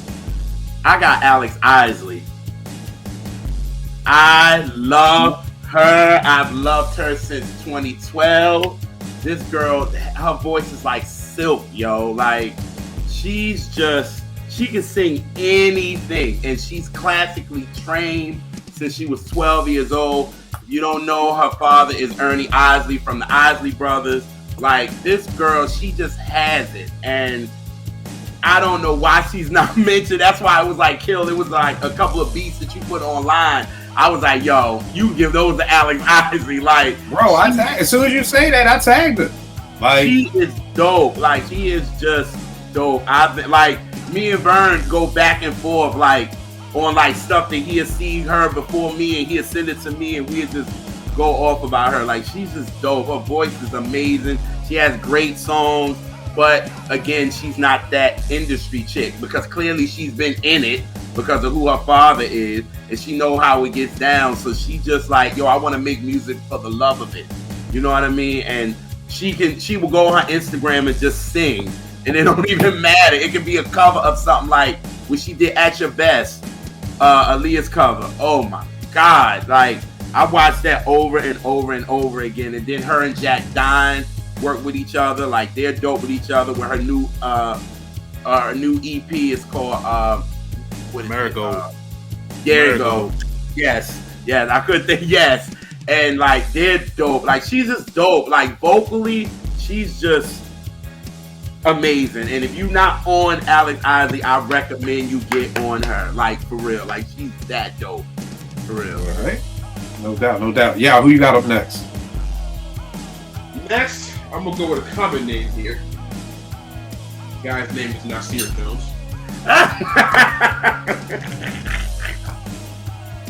Say, man, look. Yo, I was praying when you said I'm gonna go with a common name. I was like, please, God, don't let him say common. Please, God, don't let him say common. Please, God, don't let him say common. Please, Holy Spirit, don't let him say common. Not America's black spokesperson. No. Here. Comedy, everybody. He's on the IBM commercial. This nigga's on the WNBA commercial. It's like, yo, or wearing stripes. They always want to call comedy. Yo, here's a great thing, y'all. Here's an alley-oop from you, Nas. Com must have naked pictures of God or something. Every time I see Com somewhere, I always think about that Nas line. Must have naked pictures of God or something. Because why are you everywhere? You're like the hip hop John Legend. Like, John Legend is fucking everywhere. He's everywhere. McDonald's commercial, political commercial. Whatever reason they love Tom. Naked pictures of God or something. But I'm sorry, keep going with Nas. Give Nas his flowers, y'all. Look, man. In the last 3 years, Nas has put out 3 very good projects. 3 very legit projects. I think one of them is a 5 mic project. I think Magic is a 5 mic project. And as I've gone along and listened to it more, I thought KD2 was better, but Magic is an outstanding project. KD2 is outstanding, and I really do like KD1. The fact that Nas is 46, 47 years old, 48 years old, still rapping at this level, being able to collaborate with a producer from the newer era of producers and then put out 3 outstanding projects, it's really for me, like I was saying earlier with Rance, it's a testament to the work ethic, and he's still perfecting his craft. You can hear it. You can hear him still getting better. I believe Nas is out of his prime, but you can the work is still there. It's tangible. You can see like I actually work for my flow. Obviously it's God-given, no question, but he still does things that a lot of rappers can't do, even if they work at it. I think he's just that good. So obviously for Nas, it's still voice. Nas has one of the best voices in hip hop. I said this on podcast countless amount of times. He's the natural. He's just a natural rapper. It just everything sounds good when he's on. And like I said earlier, longevity, man. It's been Nas' first drop in 94. His first album in 94. Before that, it was like Live with Barbecue was like 92. You know what I mean? So we're literally talking about 30 years of great MCing, and like you still can't name 10 rappers that are better than Nas, and you certainly might not even name 5 that have better careers than him. You know what I mean? So, big shout, and I want to always give my flowers to the greats. And Nas deserves every type of flower there is in the world. He's really one of the best to ever do it. Again, dope. I mean, Nas just didn't make my list, but I can't. I mean, the thing I love about his 3-year run was we did a show on Nas, and I love when people have different orders. Like I like KD1, then Magic, KD2. The very next person may have KD2, Magic, KD. I love that. I think because it speaks to how music speaks to us all different. You know what I mean? Like Nas, I'm still waiting for Jay. I just saw the interview with Jay and Kevin Hart, and he's like, I'm not retired. I may be working on something. So I'm definitely interested, because one of the questions we said here was, does Jay feel that heat of Nas dropping? And here's the crazy part about each one of those albums. I'm not arguing with anybody who says all 3 of them are 5 mic classics. I think KD1 for me is a 5 mic classic. I listen to it all the time. Magic, 4 in the Pies. KD2 is the one I like the least. Like, that's a strong 4 for me. But if somebody said it's a 5, I'm not going to argue with you like shit. I ain't mad at that. So, and to be doing that at 48 years old says a hell of a lot. You know what I mean? Says a hell of a lot. That's dope. Ralph, what you got up next? So my hip hop and my R&B one both of them got said back to back, so I just expound on both of those. Alex Isley, crazy. I've been rocking with her for a minute. I forgot who put me on, but everything she touched just sound good, man. She remind me of take it like, it's not like over sexualized. It's not it's just singing, and it's just love songs like that. We don't really got a lot of in R&B. Porsche, did you hear that? Porsche, love songs. Love. Yes. Yeah. All right.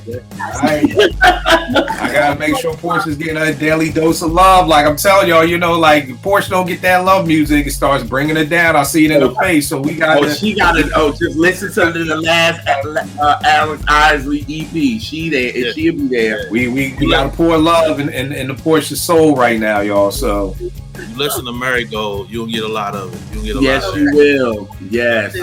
And like for real, that's like. We talking mics. That joint 5 mics for me. Like I don't skip no song on that joint. No. Which joint what's it called? What's that joint? Marigold. Okay. Like for real. Like no skips for me. You know what I'm saying? That's 5 mics for me. And like her voice is just, I don't want to say perfect, but it's just I don't know, man. Like. I get it. Yeah, you just gotta listen, man. It's just smooth, man. I don't know, man. So she deserve a lot more notoriety than she get. I don't even know if she even. It seems like she one of them artists that's just an artist. You know what I'm saying? Like she, you know what I'm saying? She just do it for. Not, of course, people want to get paid and all that, but she really is in it for the love. You know what I'm saying? And you can hear it in her music. You know what I'm saying? And then I'm gonna go with Nas, of course. Him being my number one MC. That 3 album run, like no one was happier than me. You know what I'm saying? Like, and it was a 3 album run that nobody was expecting. Right. And I remember people now like to go back in time and try to change the narrative and be like, oh, nah, when I heard Nas and Hit Boy, I knew they was not one, not nobody was excited about Nas and Hit Boy. So yeah, like it's not too many people that follow Nas more than me. There's no way they knew that it was going to be like that. There's no, like, I remember when the track listing came out for King Disease 1, people was like, what the fuck is this? Little Word, Fabio Foreign, these people, he was like, these features, and when you heard it, that shit was cohesive. You know what I'm saying? It shut. That joint is one of the reasons why, and I don't know why you did, Porsche, maybe I got it from you, but I stopped listening to singles. Because what was the first single from King's Disease 1?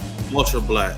Yeah. I know if I would have heard Ultra Black first, I would have been like, yo, this shit trash. Right, but listening to it in the flow of the album, it fit perfect. You know what I mean? So I think it was after that, I was like, you know what? I'm not listening to singles no more. I just want to go back to listening throughout the whole album. Because I'll keep it a buck. If I would have heard Ultra Black just like press and play on Nas, expecting to hear some boom bap or expecting to hear not nasty Nas, I would have been like, oh, this shit trash. But like I said, when you listen to something the same thing happened with that joint for Kendrick with the Pimp a Butterfly, that joint that was the first single over the Isley samples. I heard that and I was like, yo, this album gonna be trash. That shit whack. You just rhyming over the Isley Brothers. I did not like that shit. But then when you listen to it in the flow of the album, it's cool. Okay, yeah. Because I'm like, yo, you Kendrick Lamar and you just rhyming over the Isley Brothers. It ain't no chop. You just So after that, I was like, you know what? Let me just fall back and just wait for the whole album to drop and just enjoy it. But yeah, Ultra Black. I'm sorry, bro. Keep going. Yeah. I mean, that's just a testament to sequencing. Sequencing is important.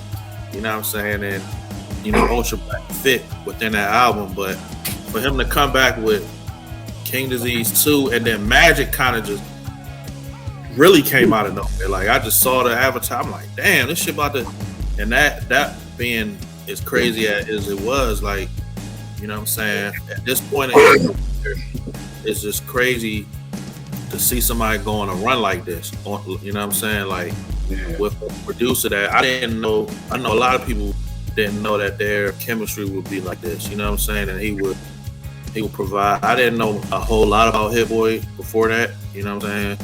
And just worked, and you know what I'm saying? And I'm still going. And it's for me, for people that didn't have him a certain place in their top 10 somewhere, like he should be moving up. Like he's still putting out crazy music now, 30 years later, you know what I'm saying? So you know what I mean? So that's why I'm gonna go with Nas.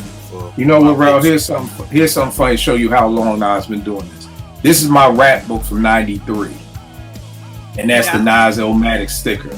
This how long Nas been doing it. This is my fucking freshman year of college, y'all. I'm 48. Wow. So this is from freshman year of college to 48 years old. Yeah. That Nas is still doing it. You know what I mean? That right there says a lot. Eddie, what you got for your next one, bro? Yeah, man. Sorry, I had to dip out for a second. I had a call from work thing. It's all good. Who you got up? Yo, so I think I'm up to my number 3. I'm going with Elzhi. I don't hear a lot of people talk about Elzhi too much, and I feel like one of the things that I think worked to his disadvantage was that Illmatic project. I felt like he did that. A lot of people liked it, but to me, it was a project. It wasn't really an album, right? He was reworking the Illmatic songs and all that stuff, right? But that was a lot of people's introduction, like especially like the younger fans as an introduction to Elzhi. For me, my introduction was that Slum Village Trinity album, right? That was when Slum Village changed. I know a lot of people weren't feeling that album, but from that album, like from the first time I listened to that album, Elzhi stood out to me, right? I like T3 and I like Ba10. I feel like they do a lot as far as stylistically as MCs, right? I feel like more style than everything. But with Elzhi, I heard something different. Like, dude was really spitting, you know what I mean? Like he had something different. And so then when I started diving into his other stuff, like diving into his solo stuff, right? I think the joint that really made me think like, man, he's on some other stuff was that Motown 25 joint that he did with Royce. And I'm like, yo, that joint was crazy. He had like some of the stuff recently. He had this album with Crisis. He had that was it seven times down, 8 times up or something. Then he had the joint that he did just recently with Georgia Ann Muldrow, who produced the whole joint. So one of the things about Elzhi is like you know him as a lyricist, right? So that's one, right? I mean, he's a lyricist. He makes it look effortless, but I think, you know, concept wise, like he's always challenging himself with different concepts with songs and all that. But I also feel like he's been challenging himself recently with artistry, and I feel like a joint like he did with Georgia Ann Muldrow, I don't know if I would have necessarily seen that from him years ago, but now it shows his growth as an artist, you know. So I truly appreciate that from my favorite MCs showing their growth. What would you say is your favorite Elzhi project? My favorite Elzhi project, oh God, I really like. I think it's between that 7 times up joint and so he had this other joint. It was kind of released around the same time as his debut album, but it was called Europass. So that's probably my favorite, Europass. So it has a lot of the joints that was on his debut album, and some of them are remixed and have different like verses, and then it has some other joints. But to me, that joint is way more consistent and flows better than his debut, even though it has a lot of the same joints. So I'll say that's probably my favorite. All right. I don't know if it was on a show you weren't on, Porsche. I feel like we were talking about Elzhi, and I was saying I think one of the reasons he doesn't get so much love is because he doesn't have a 5 mic album. Yep, we were. That's been mentioned. Yeah. Maybe that you know what, that'll be another show. Like is that fair? Is that fair that and this is dope. Y'all, I want you on that show too, because you're a hoop head. So it's like, is it fair that we ding Patrick Ewing for not having a ring? Is it fair that we ding Barkley for not having a ring? So is it fair? Like, you know, do you have to have a ring to go down as true? I mean, of course, Ewing made the Hall and all that shit, but you know, it's always going to be an asterisk on their name for the rest of their life. That no matter what AI did for the league, he don't have a ring. You know what I mean? And no matter what Elzhi does, he can rap 50 different ways in 8 different languages, get whatever he produce. But if you don't have that 5 mic classic, you know, is that fair? So we got to do a show on that. Let me look. What's the time? That was 1:22. I got to cut that shit out before somebody bite it. Cool. I'm dead ass. Niggas bite my shit every day. Like every day. I've been out here in Maryland. It's every day out here. Porsche, what is your next joint? My next MC, I'm going to go with Tracy Lee, friend of the show, fan of the show, lawyer of the show. Tracy Lee, what I love about Trey is that we all know Trey had Many Faces back in he released Many Faces back in 97. And then we don't get another studio album from him until 2014 when he drops ESQ The Revelation. And for me, what I love about Trey is that he carries the same sort of work ethic. I want to say, sorry, we keep coming back to that word, but the same sort of way that MCs were putting out projects back in the 90s, Trey still does that. And I love it. Like he's so good at like concept albums and then sequencing that correctly and then like making it flow so well and making it make sense and then following that up with videos and then with the Glory album, which was my favorite joint of 2020. Again, like I always say it's like a time capsule. Many years from now, when people want to know what COVID quarantine lockdown felt like, that Glory album is going to speak to exactly that. The content is just so reflective. Trey is like a true MC. Like, he raps about things that are happening around him and things that are being said. Like on the ESQ Revelation album, he's got a track and it's all he's like addressing all of these like critiques and opinions that he hears about him. And I just think that that's so next level. Like, he's always sort of been an innovator, even with Many Faces, but he carries that through to 2014 and then to 2020. And again, like, he's got singles dropping, he's got his own independent label. He just does everything through to completion. And for me, that just speaks volumes to the level of commitment and love and passion he has for his craft. And Trey is criminally underrated, not only for Many Faces, but even for the projects afterwards. So for those reasons, Trey is easily top 5 for me. You only saying that shit because you're like lead counsel, like, and people don't know Porsche is really the Apartment 5B lawyer. Like, truth be told, like, Porsche will hit us up like, hey, everybody, new iTunes regulations have come out. I'm looking into the contracts right now. I'll let you know what I see. Let you know we keeping Twitter, we keeping IG. Like, Porsche, secret of her salmon sauce is this nigga really wants to be a lawyer. So I'm just fucking with you now. Trey's amazing. Trey's a dope MC. If you watch the show, you've heard the story a billion times. I had Trey's demos back in '93 when he was at Howard with my OG from Philly, and when his name was L Rock, and I was the biggest L Rock fan in the fucking world. So and not only that, he's also so talented on the R&B side. So like, then this nigga is sending shit out with the Can We Talk challenge. I'm like, nah. I hear him too. I was like, for real? I'm like, now this nigga singing. This nigga got next week. Like, you gotta give us an R&B joint, man. Like, this nigga's like a fucking Sammy Davis Jr. hip hop. Agreed.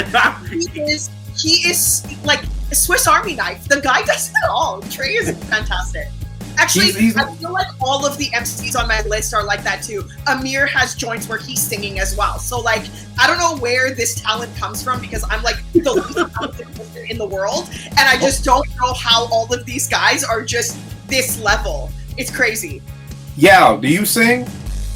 Yao, geez, if you sing, you're gonna need to disclose that now. Yeah, you do. Yeah. You muted, bro. Muted. So my wife doesn't think I can, but everybody in the studio thinks I can. So my wife thinks I can, I should say. Okay. But everybody in the studio that I work is like, yo, yeah, you can sing a little bit. And I'll be like, I do have a few songs that I have some puts on. But you know, I'm not great at it. Yo, you missed the show where we had karaoke 5B. You missed that show when Vern, Rap, and JR. I was singing. I sung The End of the Road. Like, it was fucking Apartment 5B karaoke. End of the Road. Oh man, yo, listen. I need that. I need the episode. I gotta see it. I will send you the link to that. It's the funniest shit ever. Funniest episode of any podcast worldwide. Like, literally, Vern is singing intro, JR and Grap are coming in with fucking the hooks and melodies and the crazy shit ever. Okay. Listen, you can turn Eddie Murphy's Raw and Delirious into a podcast, and that episode will be funny. Listen, tomorrow I'm off. Tomorrow I have nothing to do. Yo, you know what, bro? You will be laughing at that one. You will be laughing at that.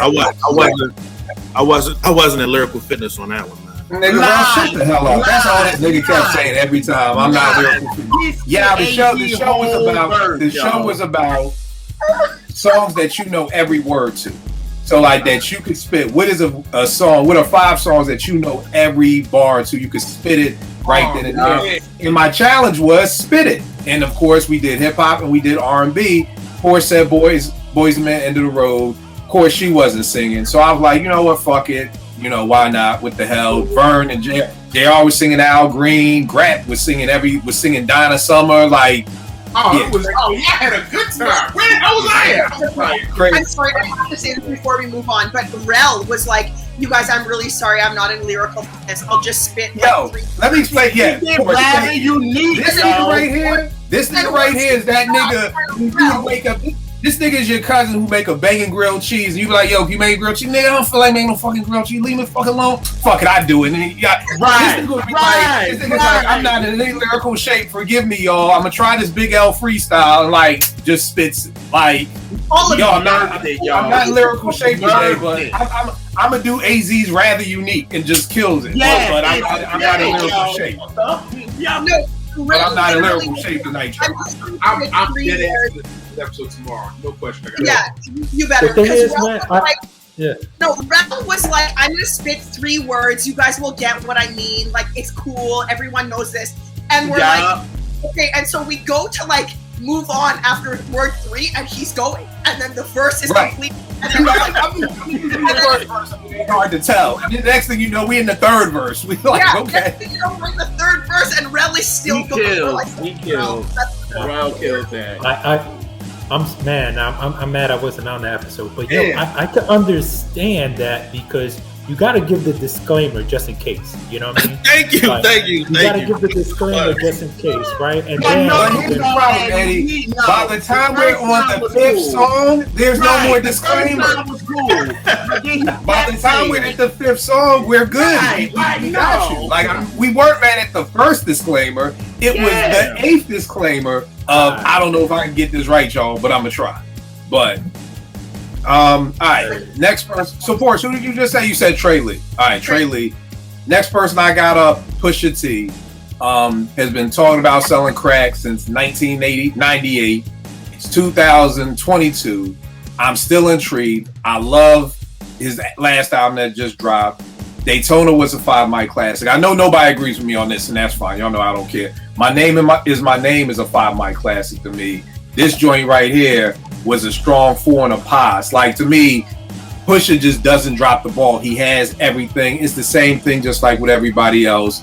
The flow, the wordplay, the quotables, and just the fact that he's been selling crack for over 20 plus years and has still found a new way to make it sound amazing. Like, it's just too much that way. And we're not even talking about, this is for my mixtape folk out there who remember the re-up game. Like, the re-up game mixtapes was bananas too. You know what I mean? Like, so this isn't just like his solo work. This isn't just his work with Malice, with the clips. It's also the mixtape game. Pusha has been killing this game for over 25 years, y'all. You know what I mean? And even if you don't like It's Almost Dry, I get it. A lot of people wasn't fucking with it. It gets a strong 4 and a pause from me. I still listen to it all the time.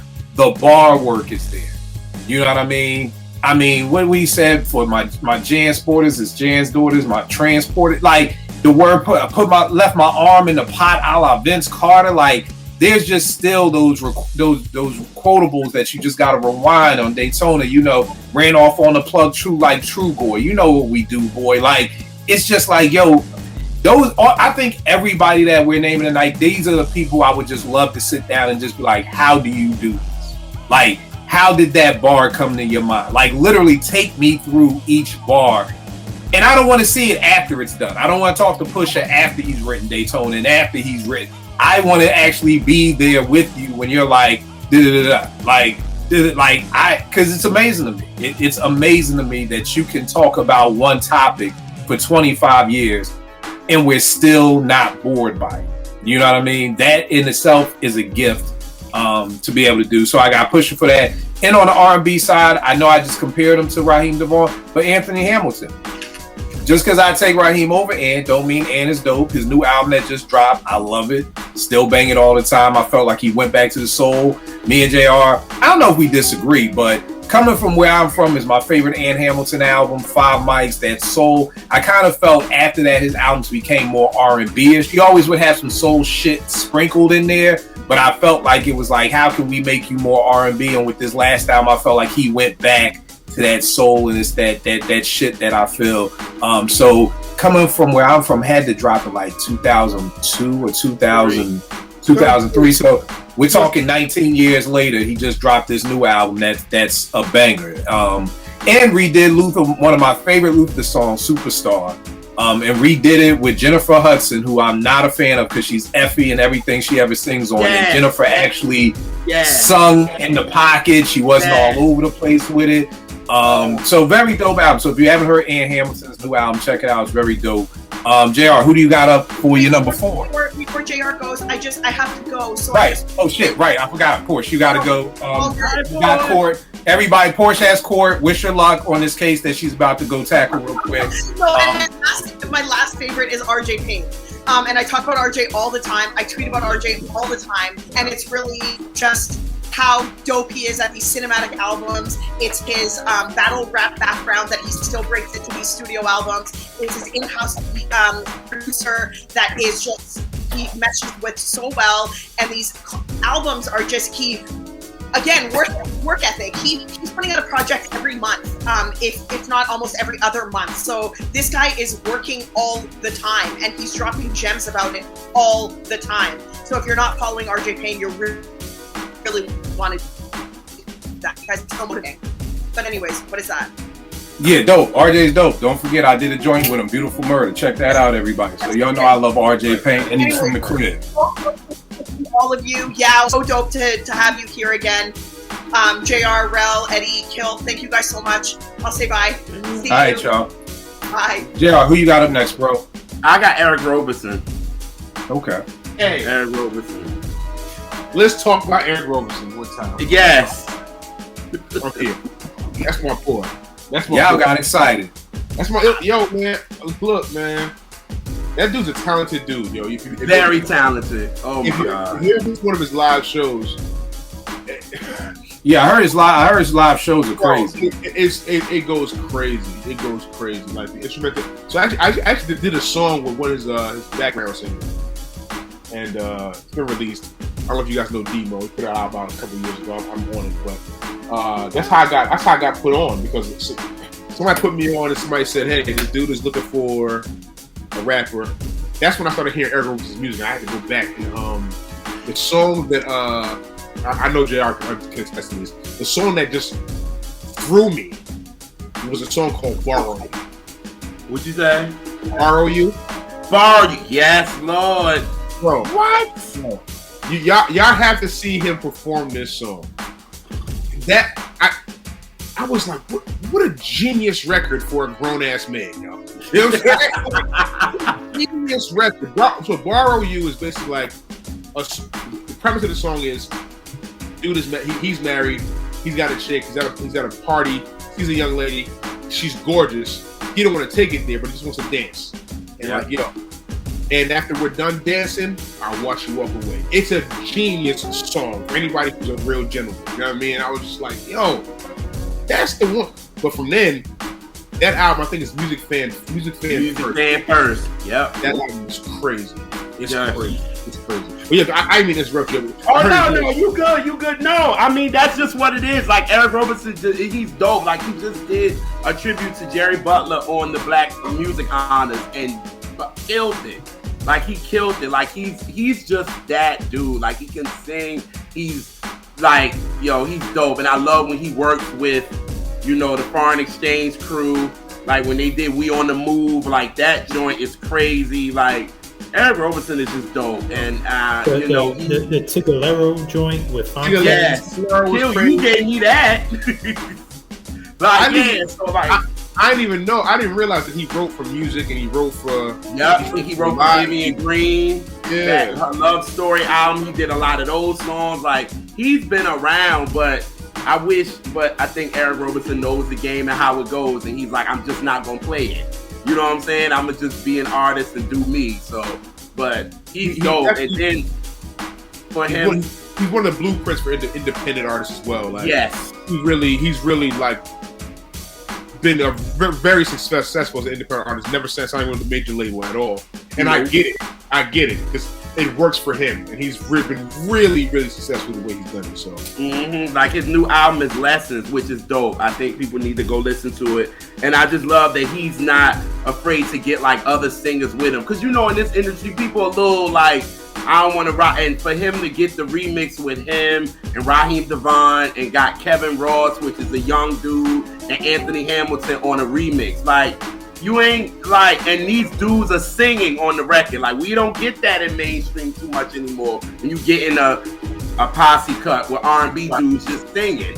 You know what I'm saying? So I'm like, yo, Eric Roberson is dope. I've been a fan of this dude since like literally like 2005 when I caught on to him. But then I knew he wrote love stories for Vivian Green and saw what he did. I was like, this dude is sick. So, and he's still putting out albums like that. Like Eric Roberson is dope. So that's why I definitely put him in my top 5 walking the planet right now. That's dope. That's dope. Yeah, who you got up for number 4? Who I had? My 4th one, I believe, was Pusha. We already discussed Pusha, and we discussed. I mean, both the remaining dudes that I had have already been discussed, but Pusha, obviously, for me, we discussed this a lot. Like, albums. First of all, also, when you go from a group to a solo artist and to sustain, relevance and sustain success and still be in the limelight and still be one of the more sought after rappers, one of the more respected rappers in the game after that long. Like I said, testament to time. I really love Daytona. Let's sit with that for 1 second right there, because I don't think enough people talk about that. The success that Pusha has had leaving a group. You know what I mean? Like we don't talk about that enough. To say that the Clips was, come on, grinding, like, you know what I mean? But oh god, what's the second album called? My brain is failing. Hell Have No Fury. Yeah. That's a 5 mic classic for me. So you're coming from Lord Wildin', Hell Have No Fury. Third album I think was Till the Casket Drops. Yep. To leave that and then go on and have maybe a better solo career. To have a better solo career, because what the Clips had done in 3 albums, a lot of crews haven't done. You know what I mean? Like only the very top tier of crews have done. But we're talking about like Tribe and maybe Outkast. Those guys who have had 3 legit like good albums as a group, and then for him to leave. Not to say people leave all the time. I don't think Big Boy gets credit for having his own solo career, but it hasn't been as notable, right? As Push, as Pushes. You know what I mean? Like Pusher became like Pushers are actually like he's a mainstream name now. You know what I mean? And maybe a lot of it has to do also with the battle with Drake. That might have something to do with it as well. But like I said, for like the last 8 years, 9 years, he's been putting out mixtapes and albums solo, and they've all been nothing short of like 4.5 to 4. You know what I mean? Out of mics to me. And consistency is key. You know what I mean? Whenever we hear Pusha's coming out, we always expect the very best of him. And like Kill said earlier, I know a lot of people don't really love the album that he just put out. It's almost dry.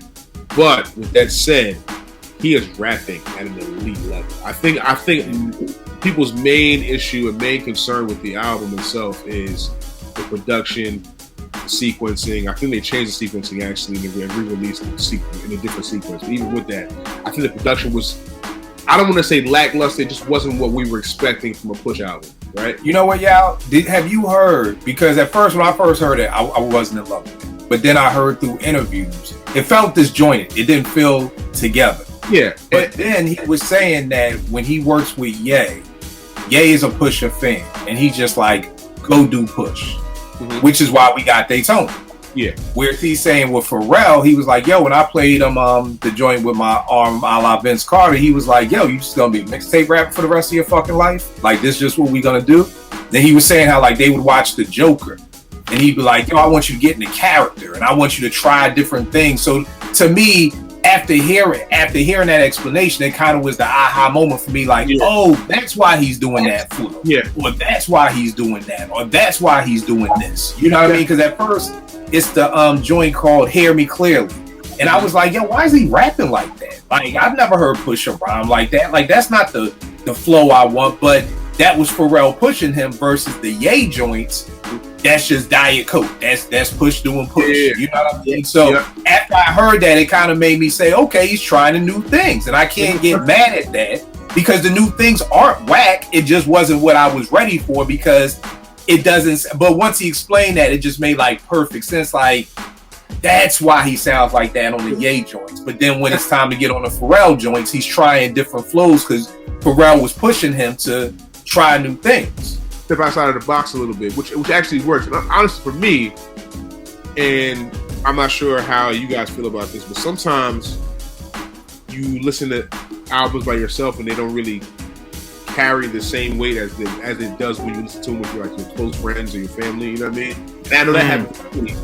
For me, with the album, I know a lot of my closest friends. We've always been fans of Pusha, obviously, since Lord willing, like Hill said. And my closest friends, we just had a trip to go to Orlando about a month ago. We went to Orlando to go hang out. And we played the album, and I realized that while I was with them, that I really did like the album more than I was even leading on. You know what I'm saying? I thought it was an okay album, but then when I listened to it with them, and we have our hype moments where Diet Coke comes on, or Hear Me Clearly comes on. The joint with Uzi, like some of the joints where he's really taking this next level lyrically, and we started to really enjoy, and I enjoyed listening to the album with my boys. You know what I mean? It kind of made me appreciate the album a little more. So, I love Push. There's nothing anybody can say to me about how long he's rapping about cocaine or will he rap about something different. No, I don't want him to rap about anything. Exactly. Yeah, and I think another point that you brought up is that the younger crews will want to get with him. Benny wants to get with him. Yep. On an 18-wheeler, but then he still got songs with Jay-Z. Yeah. Yep. You know what I mean? So Lil Uzi Vert, it's like, the youth still want him, the old heads still want him, and he sounds good with both. Not too many can say, I sound good with Lil Uzi Vert, and I sound good with Jay-Z. You know what I mean? And that's also a testament to Pharrell and pushing him as an artist. You know what I mean? Making, like you said, stepping out of the box for you to be able to do songs with Lil Uzi Vert. For you to really do songs with, I forgot who else is on the album. But he's got some of the well, Freddie gonna be Freddie regardless. He's gonna be there, but just even over the course of his career, he's always gonna work with different type of people. He's got songs with Timberlake. You know what I mean? Yeah. Like that type of joint. So he's just a really versatile rapper. He's also a student. You know what I mean? Like you can hear it in his bar work. The things he mentions about old school rappers, whether it be talking about Rakim, talking about things like Miami Vice. You know what I'm saying? He's a well-rounded rapper as far as the knowledge he provides, and he's always able to connect that with selling cocaine or something. You know what I mean? Some way it always comes back to selling coke with it. You know what I mean? No matter what he's talking about. Yo, man, the nigga had an R&B song dissing McDonald's. Like, I mean, he did. I mean, and it went there. Yeah. He went there. Yeah. So, I mean, what can't you like about Push? Eddie, what you got for your number 4, man? My number 4, man. I got Sky Zoo, man. Okay. And I would challenge anyone to go through an artist catalog for the 2010s and give me a list of artists who have been more consistent in the 2010s than Sky Zoo. I mean, just running down the list. I mean, some of them: Barrow Brothers with Torre, Music for My Friends, The Easy Truth with Apollo Brown, Peddler's Teams, and Celebration of Us. He had the Retropolitan joint with Pete Rock. I mean, and he had the EPs. I mean, the Milestones joint that was all about being a dad. The Blue Note, which was more like a kind of a jazz concept EP. All the Brilliant Things that he dropped last year, man.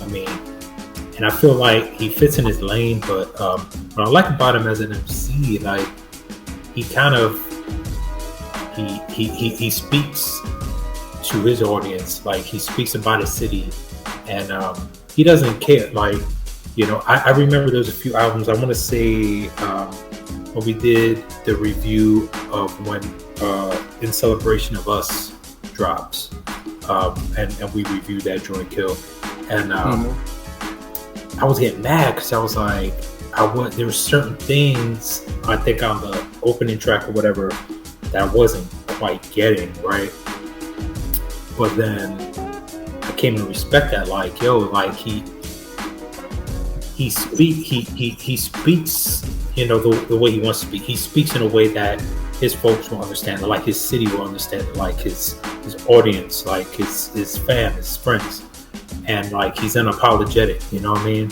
So I definitely respect that. Did you mention Peddler Theme?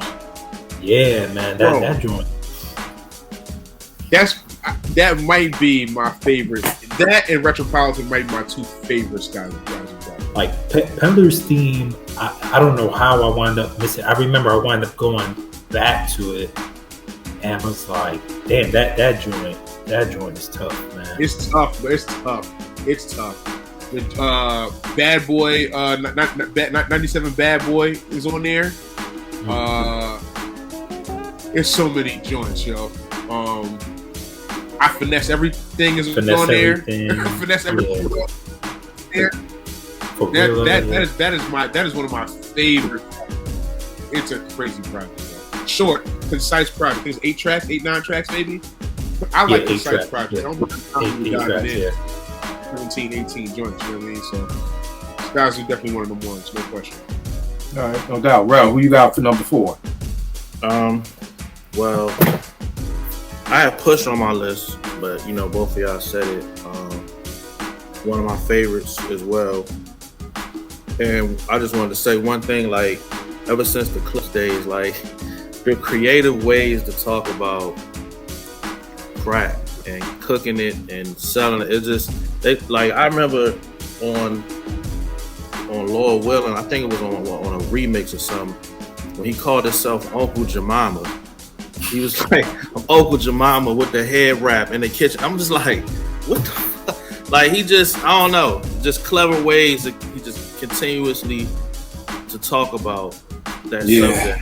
It's just impressive, man. And like, one thing about him, like, he got like a good image. Like, he don't have many cracks in his honor as an artist and as a person that you see. You know what I'm saying? Like, it's not a lot of corny shit you can say about him. You know what I'm saying? Like, so yeah. But I'll go to someone else. I'm gonna go with Tyler, the Creator, for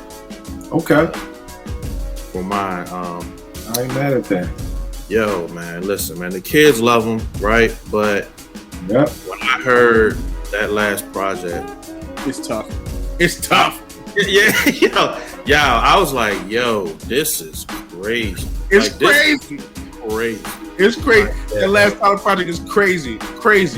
I was blown away, and it took, you know how I listened to it? Kill talk about his daughter had him listen to it.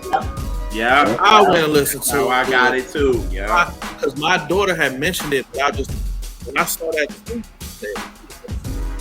Asia, my daughter's name is Asia. I'm like, let's see what Asia's talking. Yeah.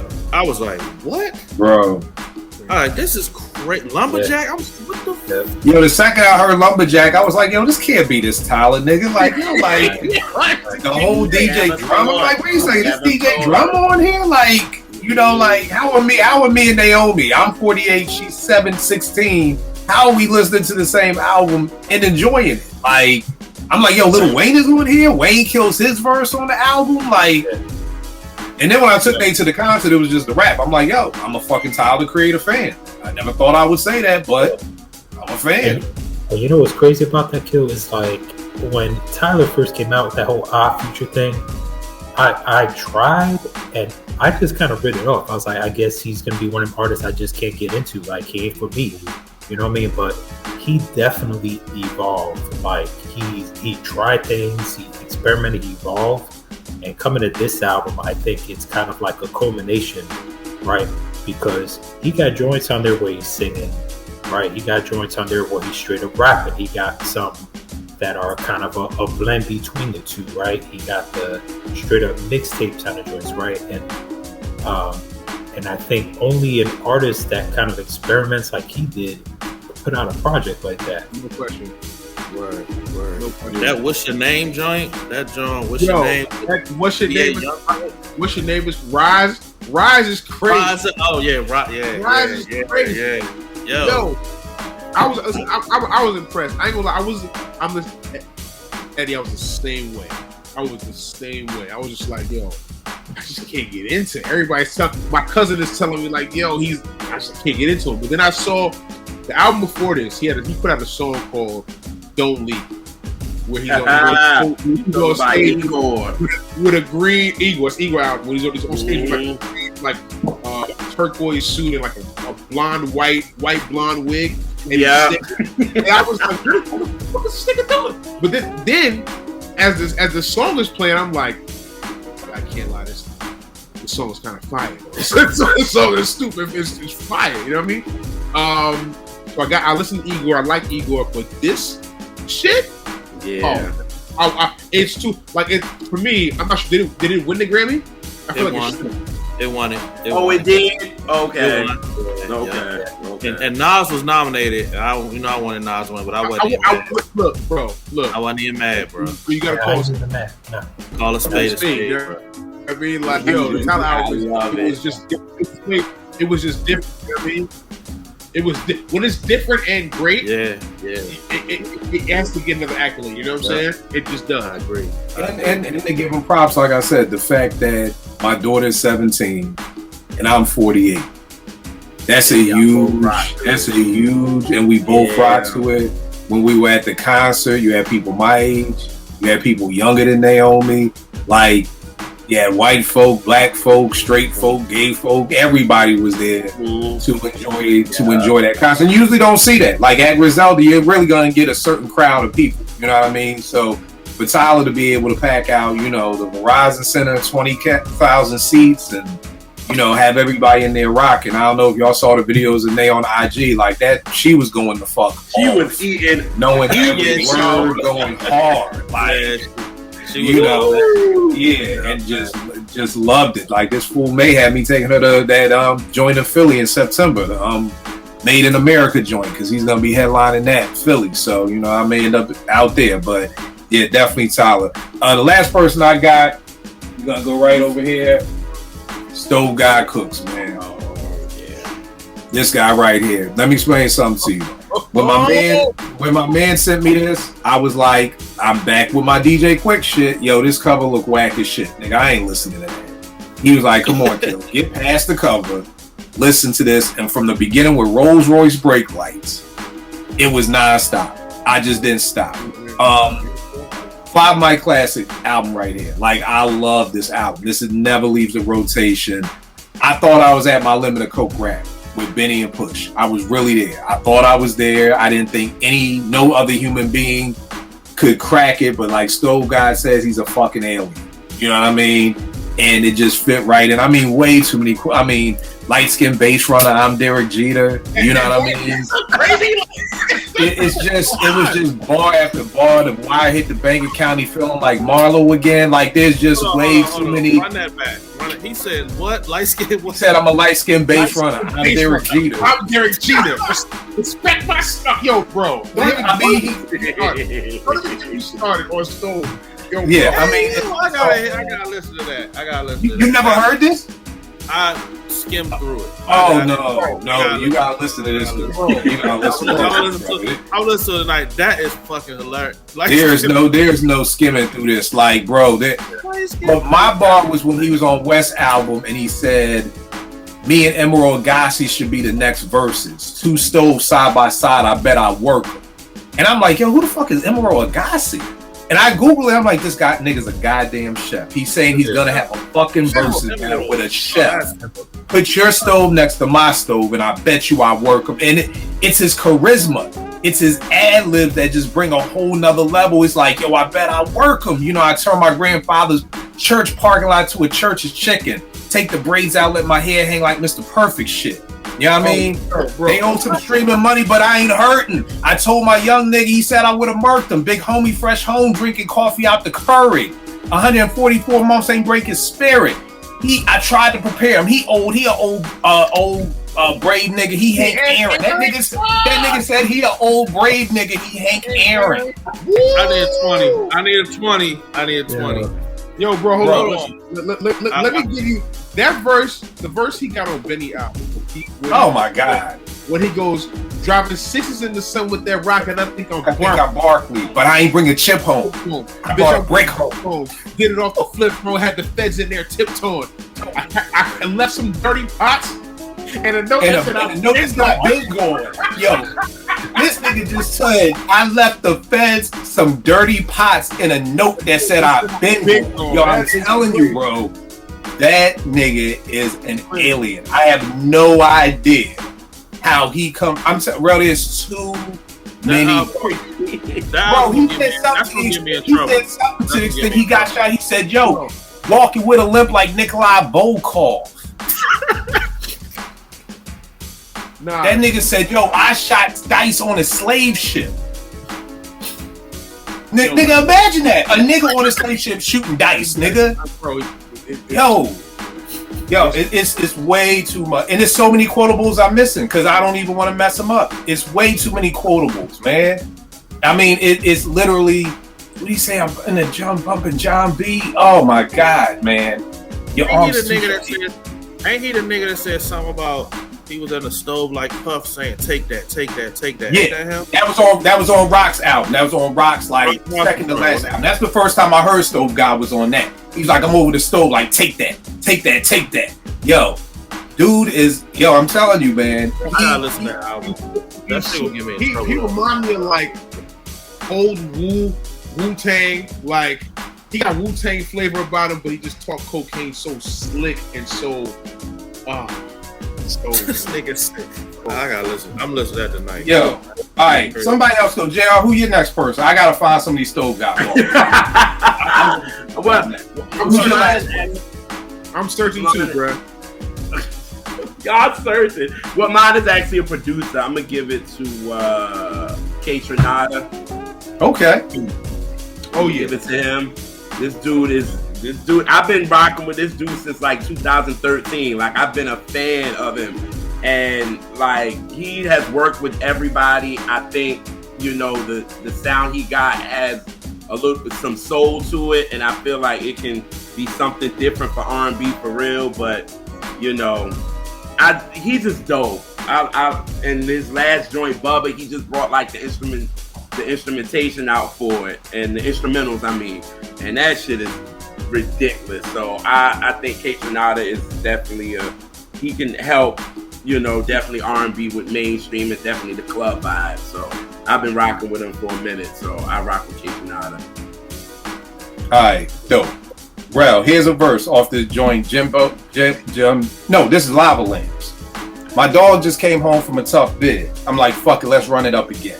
You ain't cut from the same threads that they sewed me up with. Tell them niggas that jump ship I said suck dick. Stop capping, I'm with the shit.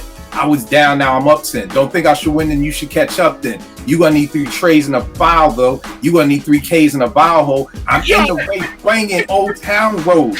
My shit coming, nigga, hold tight though. I'm in fight mode. 50 shades, whipping that white hoe. Blindfold. Bird box, nigga. The birds came in boxes, nigga. You gonna need to stand on a bird back to box me, nigga. That's the only way your punch is gonna reach God. This nigga just said 50 shades whipping that white hoe. Blind. That's what it's called. Whipping that white hoe. Like whipping that white hoe. Eyes closed. Bird box. Because y'all remember the Netflix show Bird Box, you couldn't open your eyes, so you had the blindfolds on. Bird box, nigga. The birds came in boxes, nigga. You gonna need to stand on a bird's back to box me, nigga. That's the only way your punch is gonna reach God. That's great. Different, bro. Yeah, that's some different shit. I gotta listen to this album. Yeah. I gotta listen to it. I mean, John starts like come late night. The plug come late. Like, yo, promise you brought back the mood. I promise you the mood brought back the stars instead. A call collect came from up north. Them niggas done scarred his head. I tried to tell you these niggas, it's like been forever. These cocaine endeavors for this cheddar come with drastic measures. Titanic, diamond, iceberg, Shaggy chasing Scooby-Doo across my sweater. The Raf Simmons Adidas came in vanilla. They like Cooks, I never know you never, nigga. Have my shooters write my name in cursive down the side of your Jetta. Have you climbing in the trunk. You should have wore his trunks the way that boy got wet up. Yo, bro. And I'm not doing it no justice. Like, keep in mind, I'm doing it no justice. But, bruh. I gotta listen to this. Yo, have my shooters write your name in cursive across your Jetta? That's wild. Jetta. Yo, you have to visually imagine a nigga with a machine gun fucking writing your name in cursive while he's shooting your Jetta.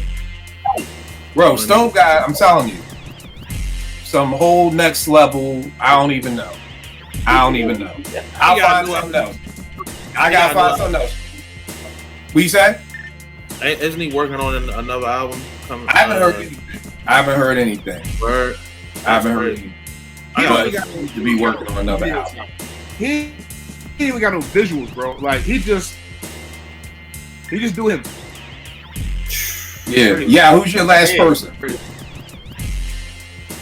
I mean, honestly, my last person was Elzai, but we already discussed him. I mean, I ain't got to say too much about. I think he's the most technically gifted rapper out. He's just the couplets, the way he breaks his bars together, wordplay, the syllable rap. He always uses his patterns are ridiculous. Crazy. As far as pattern, like creating patterns and like not knowing where the bars are gonna break. He's one of the best conceptual songs. He's got a song called Colors. He's got songs called Demons. There's just like he's got a wide range of work conceptually.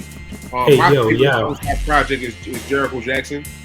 That joint crazy, yo. That joint is crazy. The joint is crazy. The one he just put out with Georgia and what's her name? Georgia and Zeitgeist. Mojo. Yeah. Zeitgeist is crazy. Low key.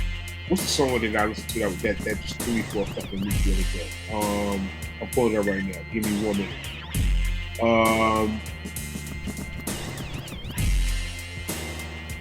Pros and Cons on Zeitgeist is outrageous, and he's got songs like he's got a song like Pros and Cons on every single one of his projects. He's like I said, technically gifted MC, and as far as concepts and stories, I can't name 5 better rappers that are better at that than he is. I'm serious. That joint he had called Hello when he was trapped in the song. Hello. When he couldn't find his way out of the song, and all the references to like the song structure and all is wild, yo. He's got a song called 16 where he's talking about writing 16 bars. He's talking about a 16-year-old kid getting killed, bro. Like, there's a lot of concepts that here's the kicker too, bro. He redid Illmatic, which I thought was going to be a classic fuck up, bro. And he made Illmatic his own. I remember telling Kill about Illmatic, and he was like, "I don't want to hear it."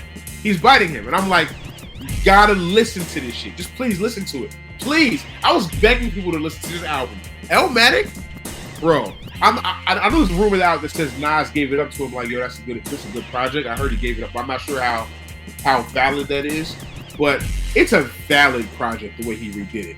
It's not like and we also got to give props to the band. I forgot the name of the band because I think it being live music and not just him rhyming over the same beats also gave it a whole new feeling. Like when they do Life's a Bitch and then the band goes into Gap Band's Yearning for Your Love. Like the band really deserves a lot of props for that because I don't think it would be as dope. Huh? It was with Will Sessions. Will Sessions. I don't think it would have been as dope if he literally was just rhyming over the instrumental of New York State of Mind or rhyming over the instrumental of. So Will Sessions, gotta give it up to them too. Eddie, who's your last person? Yo, I know we already talked about him, man, but I'm going with Nas, yo. And yo, let me tell you, man, how many MCs can drop an album this dope, like 30 years into their career, man? Like, insane, bro.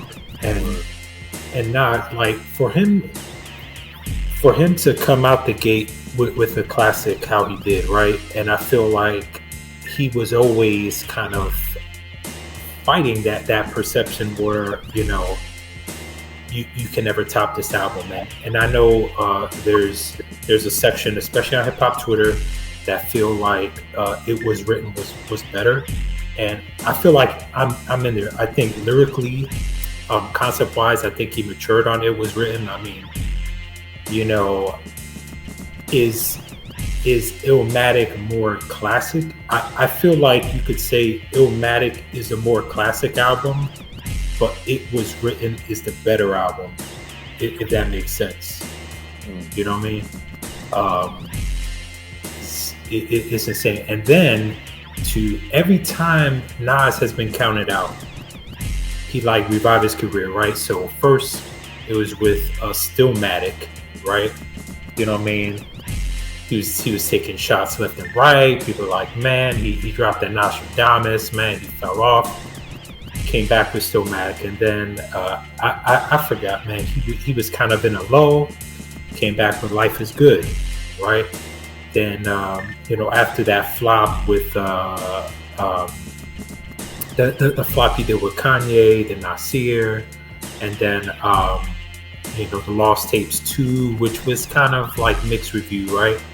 Then he linked up with Hit Boy and did King's Disease, and he's been on a roll ever since, man. So I feel like Nas, I think what that shows me is like Nas, when he's inspired, man, he could really give some magic, pun intended, you know what I mean?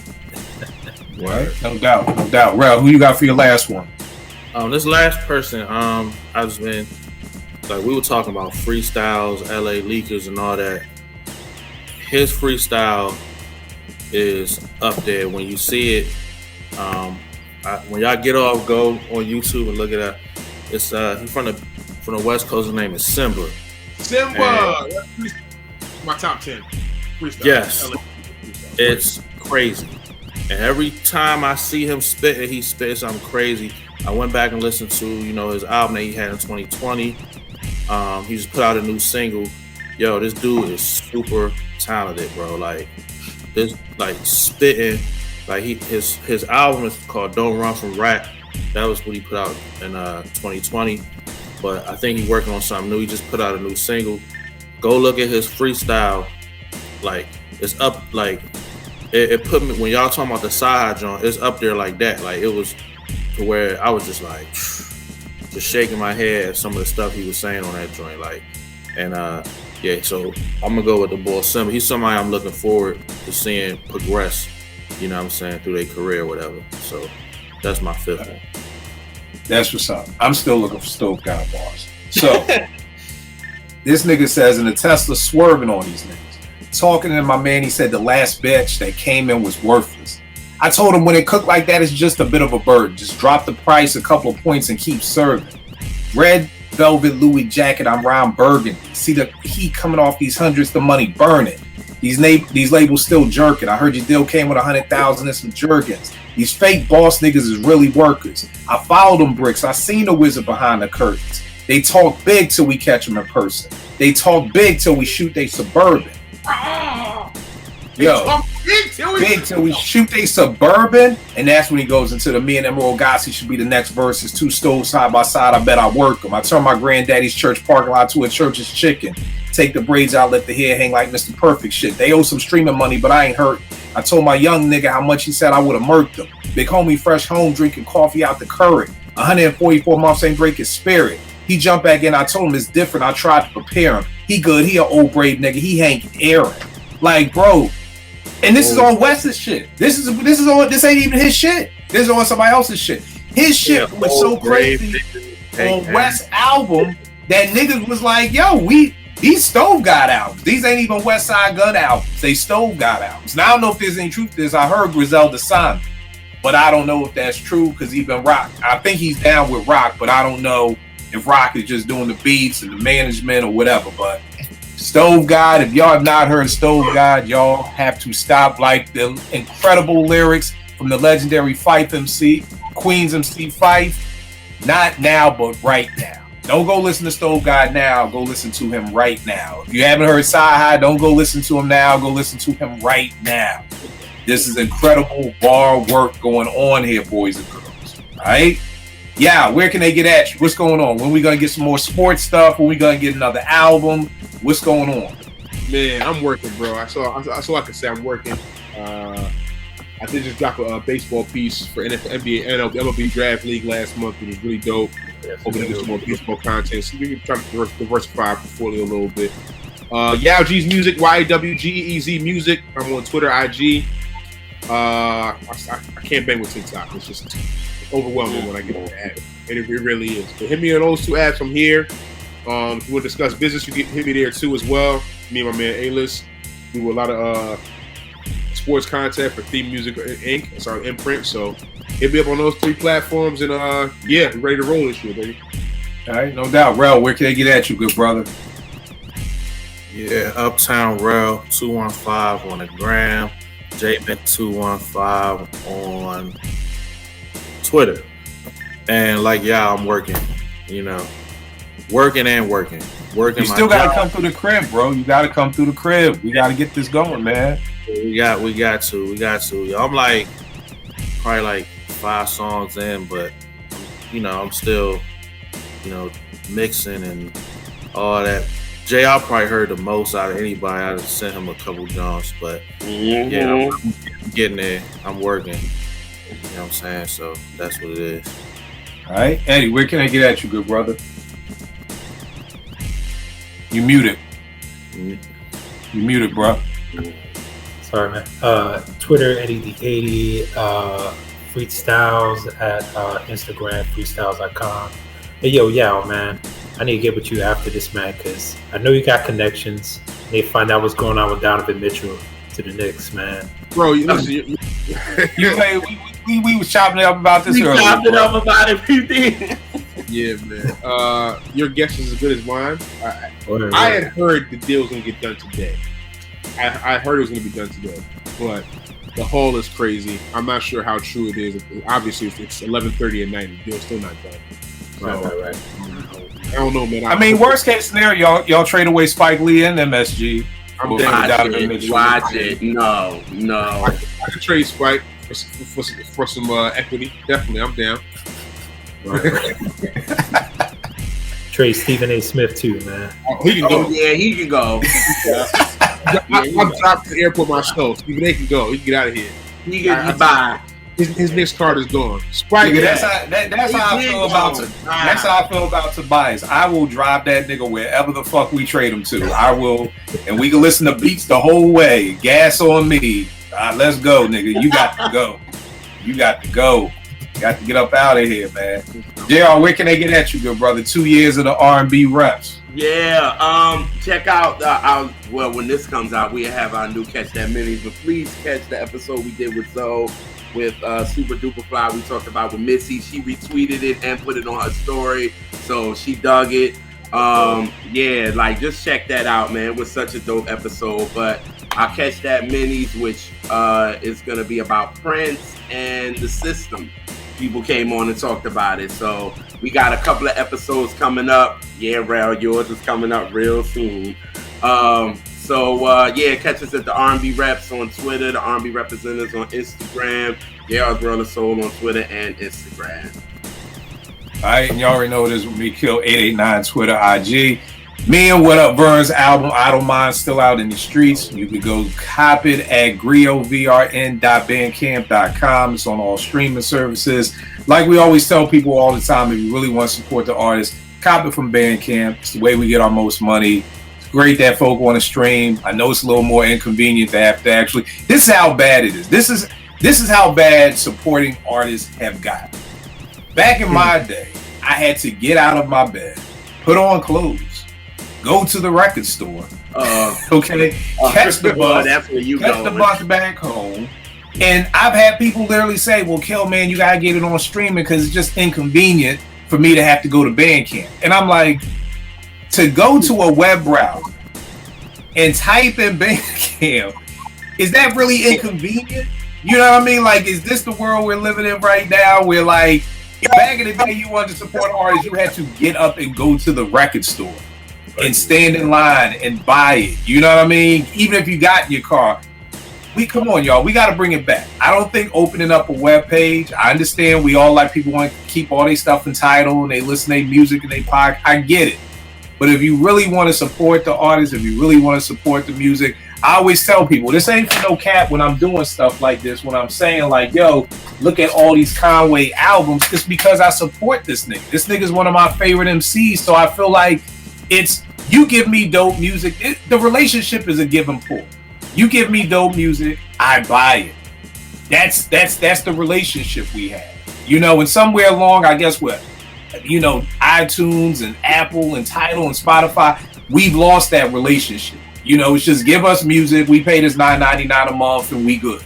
Like, we've lost that relationship. And it's a one-sided relationship now that these artists give you incredible music, but you don't pay it back to them by actually supporting them.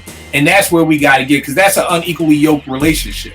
The relationship right now between artists and fans is unequally yoked because we're giving everything to you guys, and some, not all, but some aren't giving anything back. And I don't even think it's not giving it back out of not wanting to support and not doing anything like that. But yes, I'm asking you to step out of your comfort zone and, God forbid, click that little mouse and open another window and just literally go to another website.